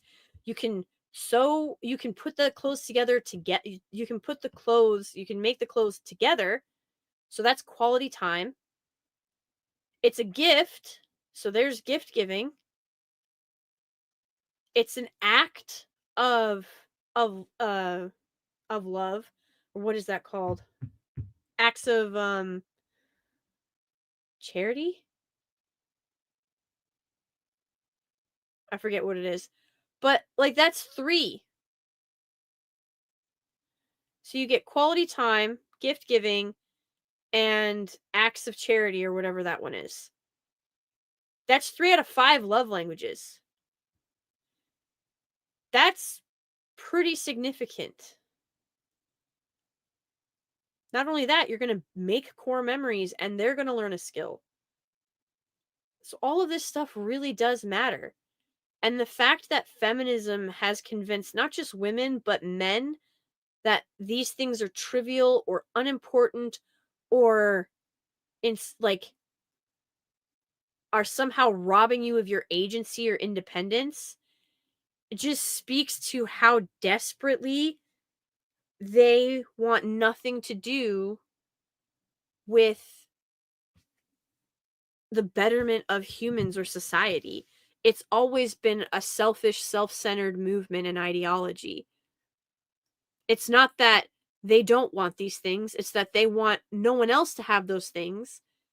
And because they can't get those things, they must stop as many people as they can from achieving it, or else in their eyes they failed. That's why they're so desperate for these are the women that will blow up your life and then say, "Well, it was your decision, not mine." Like, now you're actually free. So a woman will break up with her boyfriend and then convince the other girls that they need to break up with their boyfriends and they can be, the single gals together forever. Sisters before misters, right? Or the one girl will convince over time her married friend that um he doesn't treat her right, and he wants to come, he doesn't approve of their friendship because she's really herself around her and not her husband, and he's being oppressive and he doesn't really love you, he doesn't really care about you. And then eventually she gets divorced because you've been pouring poison into her head, and she gets divorced, and then she realizes that she's lonely, she's miserable, she hates it. But then the friend looks over and is just like, freedom, isn't it fantastic? Now you can go bang at any stranger you want. I didn't want a stranger, I want my husband, I want the man who loves, knows, and cherishes me and protects me and honors me. I don't want like random hookups. And I'll never forget, um my husband and I hadn't even been married like a year, and there were women who were like, he'll never know if you cheat on him. He'll never know. Just like, there's something desperately wrong with you. Some of the stuff that was said to me while my husband was on deployment, even, or on detachment, when we were on different detachments, it was vile and heinous. And women really are our own worst enemies. It's insane what women are willing to do to sabotage other women so that they don't feel like a failure. Absolutely just horrific. I too hate fake fruit and decorative soap. That is probably because I tried to eat a wax apple. That was horrific. I'm pretty sure I'm still scarred. But yeah, I don't like it. I know how to fix a hole in my pants, etc. Hey, that's more than a lot of people. Some people don't even know how to sew on a button. But practical skills equals the difference between life and death in some situations. Amen. The Malthusian culture pushed in academia is very anti-human. Yup. It's so interesting because none of these ideas are new. None of them are not there hasn't been a new idea in academia in probably, I don't know, since the time of the ancient Greeks, since the time of the early church fathers. But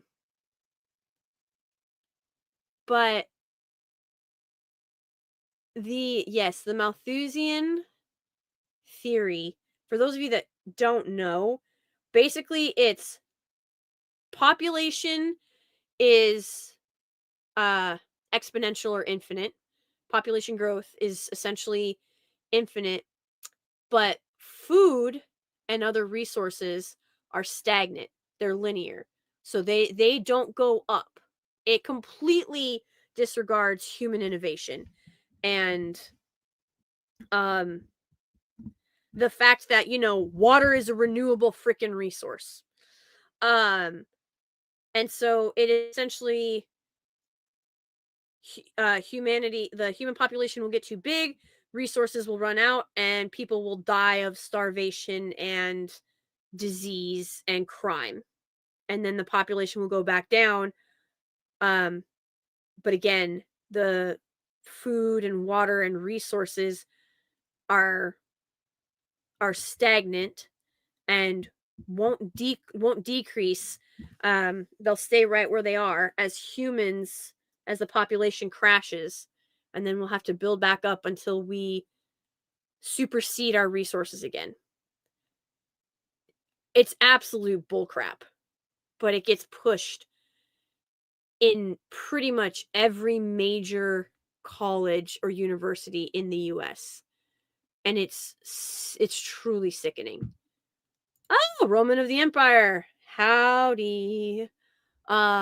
Says, on deployment, I used to have to sew my camis together because they were so threadbare. Yup. Did you ever get the elbow and knee patches like that you sewed on the inside of the cami so that all of the repetitive kneeling and bending and like push and stuff like that didn't wear out the joints of your camis? Good times. Lots of fun. But yes, these practical skills, one, people are forgetting how to do them or they're never learning. And two, the people that are learning them and are doing them are being mocked. So feminism was never about choice.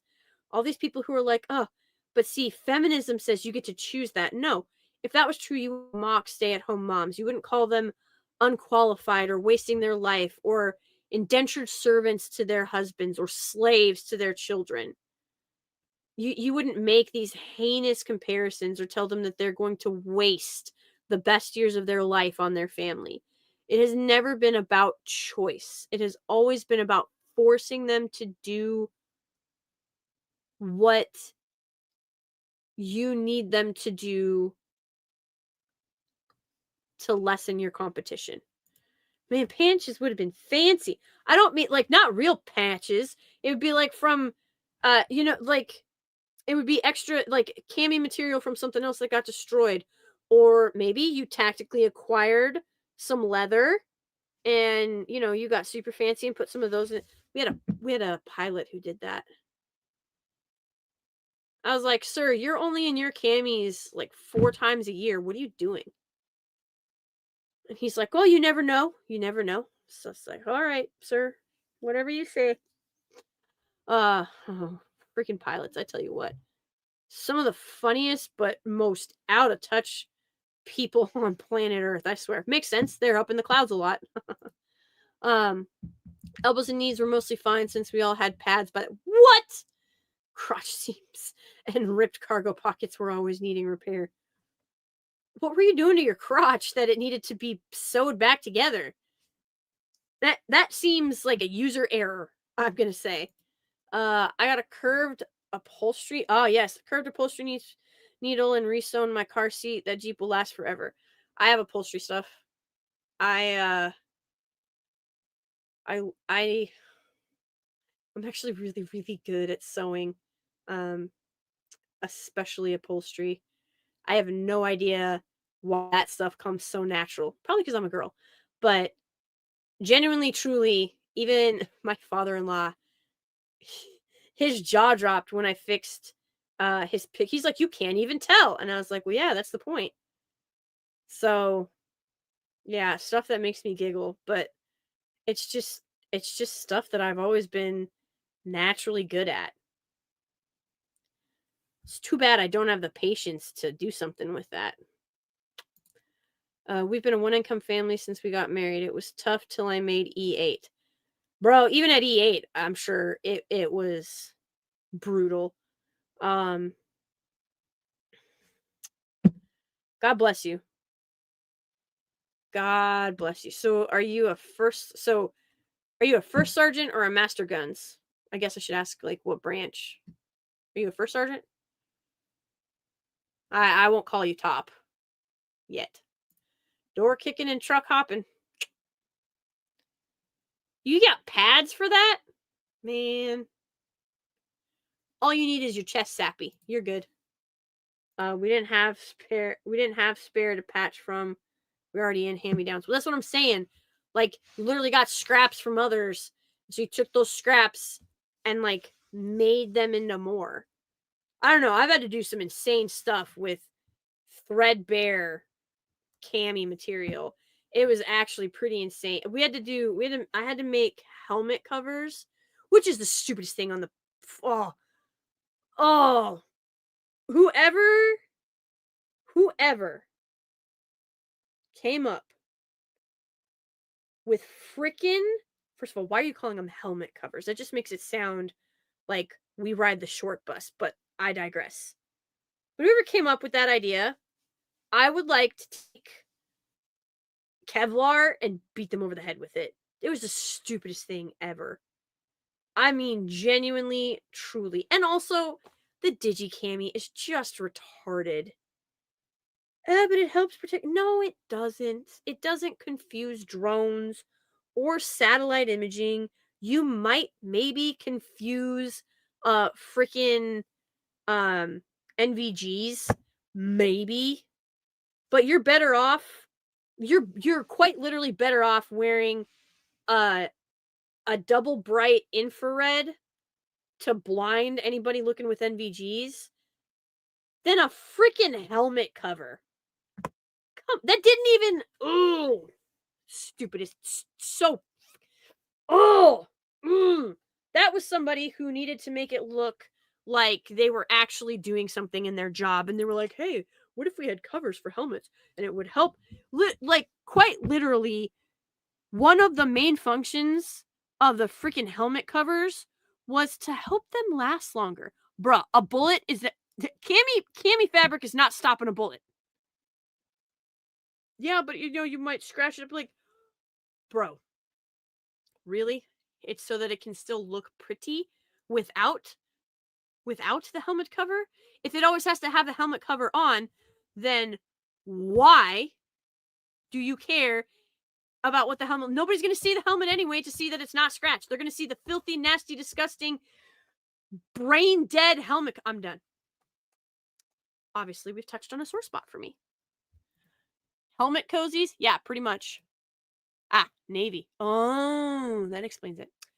Retired as Master Chief, 30 years, 28 days. God bless you. On deployment, we got crappy camis for our flight deck gear. It was crazy. And the flight deck crew always gets the shit end of the stick. Marines, Air Wing, also got shit end of the stick. I feel. But you were a Master Chief. How come you didn't get the nice stuff? The helmet cover was always a pain to add vegetation, where a net cover would have been better. Yup. Hello, Paul. It has been a long time. And on that note, we are over 2 hours. And you know me, these Thursday night streams, we try to keep them to 2 hours. This was a little bit different of a stream, but overall,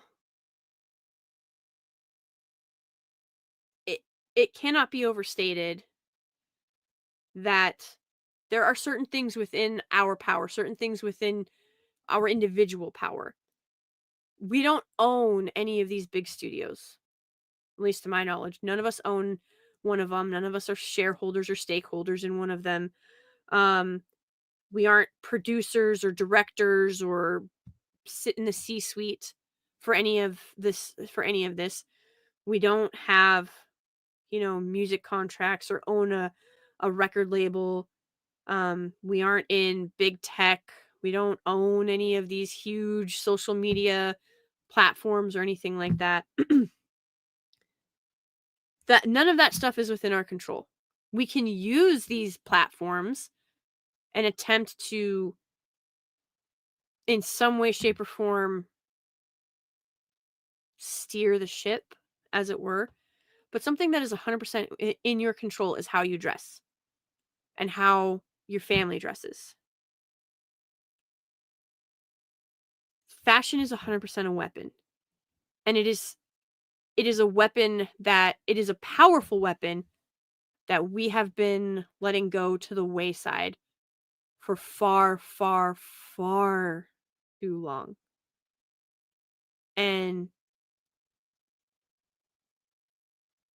this isn't about us. It's not about being superior or making others feel inferior or showing off or anything like that. You cannot control what other people do. But perhaps you can positively influence someone else to reflect a value system that they are yearning for. Because again, clothing, attire, it is the most powerful nonverbal communication that we have. You send a message with what you wear. Now, hopefully, you know which message that is you're sending. And if you don't, you need to reevaluate things. And clothes are so expensive. I get it. But I'm not telling you to go out and spend $15,000 on a new wardrobe. But if you can start with for ladies, if you can start with a pair of fitted trousers, a pleated skirt, 2 blouses, and a dress. That's it. Maybe 1 sweater. For gentlemen, if you have, you know, a white and a blue button up with black slacks and navy slacks and a tie and a belt with a pair of either, like, I don't know, a pair of dress shoes and a pair of boots, or like dress boots, or anything like that, you're off to a really good start. And you don't even have to buy all those things at once. These are things that you can piece out. And then you can eventually buy like a suit jacket. And you can eventually get it tailored to you. And over the course of time, you're going to build out a wardrobe that reflects the message you want to send people. Not the...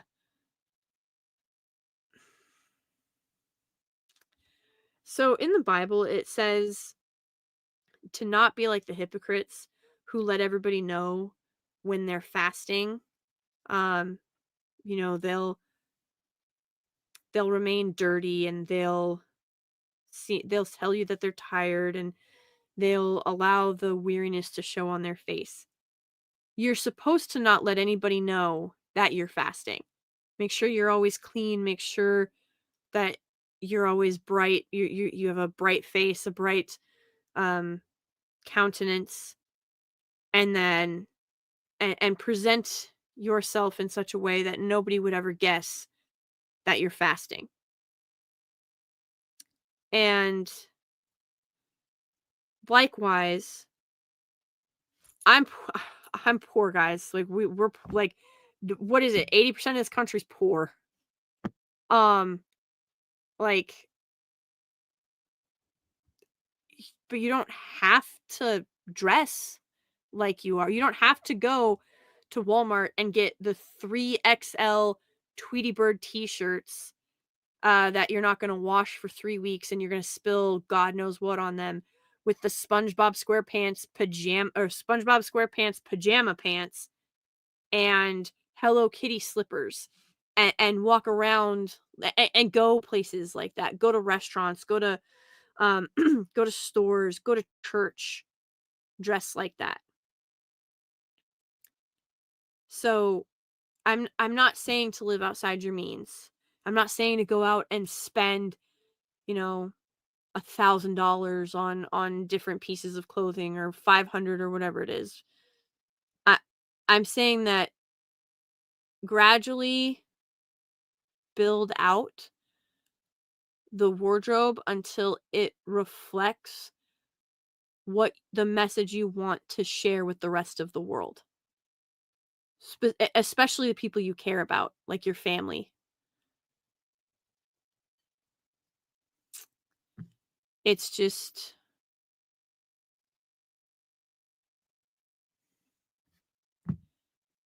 It's one of the simplest, most effective ways to fight back. It really is. And especially for women. I wish women would realize just how powerful embracing your femininity, being healthy, and a smile can literally change the world. And there's so many feminists, male and female, that have tried to strip that power away. And we really, really cannot let it continue. Outplay, outstyle, outgame. Yep. A nice suit? Yes. Every man should own a black suit and a blue suit. Okay. With both black and brown shoes, it gets you through most phases in your life. This is true. This is very true. If you have like a white undershirt or like a white button-up shirt or a even a black button-up shirt. So if you have like a white, a black, and a blue button-up shirt that can go underneath the suit jackets, you're set. Jeremy Clarkson's suit very fine. His seams are perfect. Okay. Yeah, yeah. Be polite, be professional, and have a plan to kill everybody in the room. Yep, General Mad Dog Mattis. Just 3 weeks? Come on now. I don't know what that means. I don't understand. I don't know what part of the conversation we were having. I've tried to wear all kinds. Oh, Stieg. You don't catch fire in a church. Pocket handkerchiefs folded into a square go a long way. Yes, they do. Just set your better example and help the folks to your left and right as you grow bigger shoulders. Amen. Yeah, fireproof. Yeah, get fireproof ones. Or, fireproof even. All right, ladies and gentlemen. On those happy notes, I wish you all a fantastic evening. It has been it's been a long time, but this was a lot of fun. Hopefully you guys got something out of it. I sort of just kind of rambled. You can tell I'm a bit rusty. Not that I was ever oiled machine. I'm not even sure where to go with that. I'm too tired. But as always, God bless, Godspeed. Thank you very much. I appreciate all of you. It's very humbling and eye-opening that we all just get to hang out and talk about stuff that we care about. So appreciate every single one of you, and I hope that you all have a fantastic evening. And I will attempt to stream again very soon. It's going to be interesting. The holiday season is upon us. Oh, that's the other thing. Start telling people happy Thanksgiving, because we are less than a week out from Thanksgiving. And I've had to start telling people Thanksgiving, like cashiers and stuff, and they're like, oh yeah, that's pretty soon, isn't it? I'm like, yeah, it's next week, bro. Start saying happy Thanksgiving. I'm like, yeah, you too. So yes, Roman of the Empire, happy Thanksgiving. Thanks, Paul. It's good to be back. 2 hours left to go on your shift. I wish you the best. I'll pray for you. White embroidered dress. Is that supposed to say shirts for occasions? It's my style. Nice. I like it. But have a happy Thanksgiving if I don't see you before then. Hopefully I will. And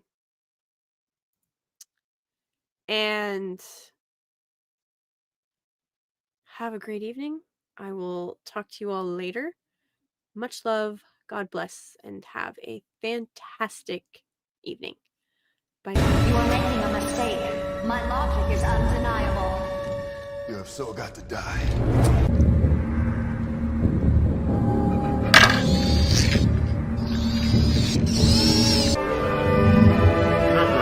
You're not gonna kill me.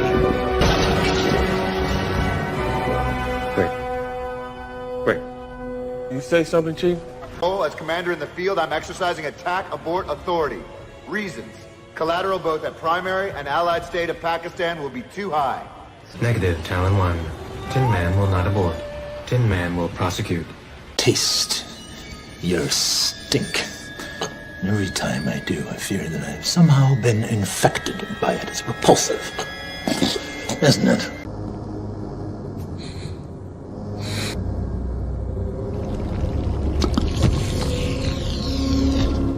Bum bum bum bum bum bum bum bum bum bum bum bum. Wait, I can do that better.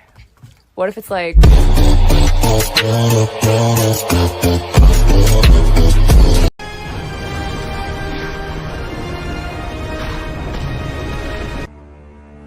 you fools!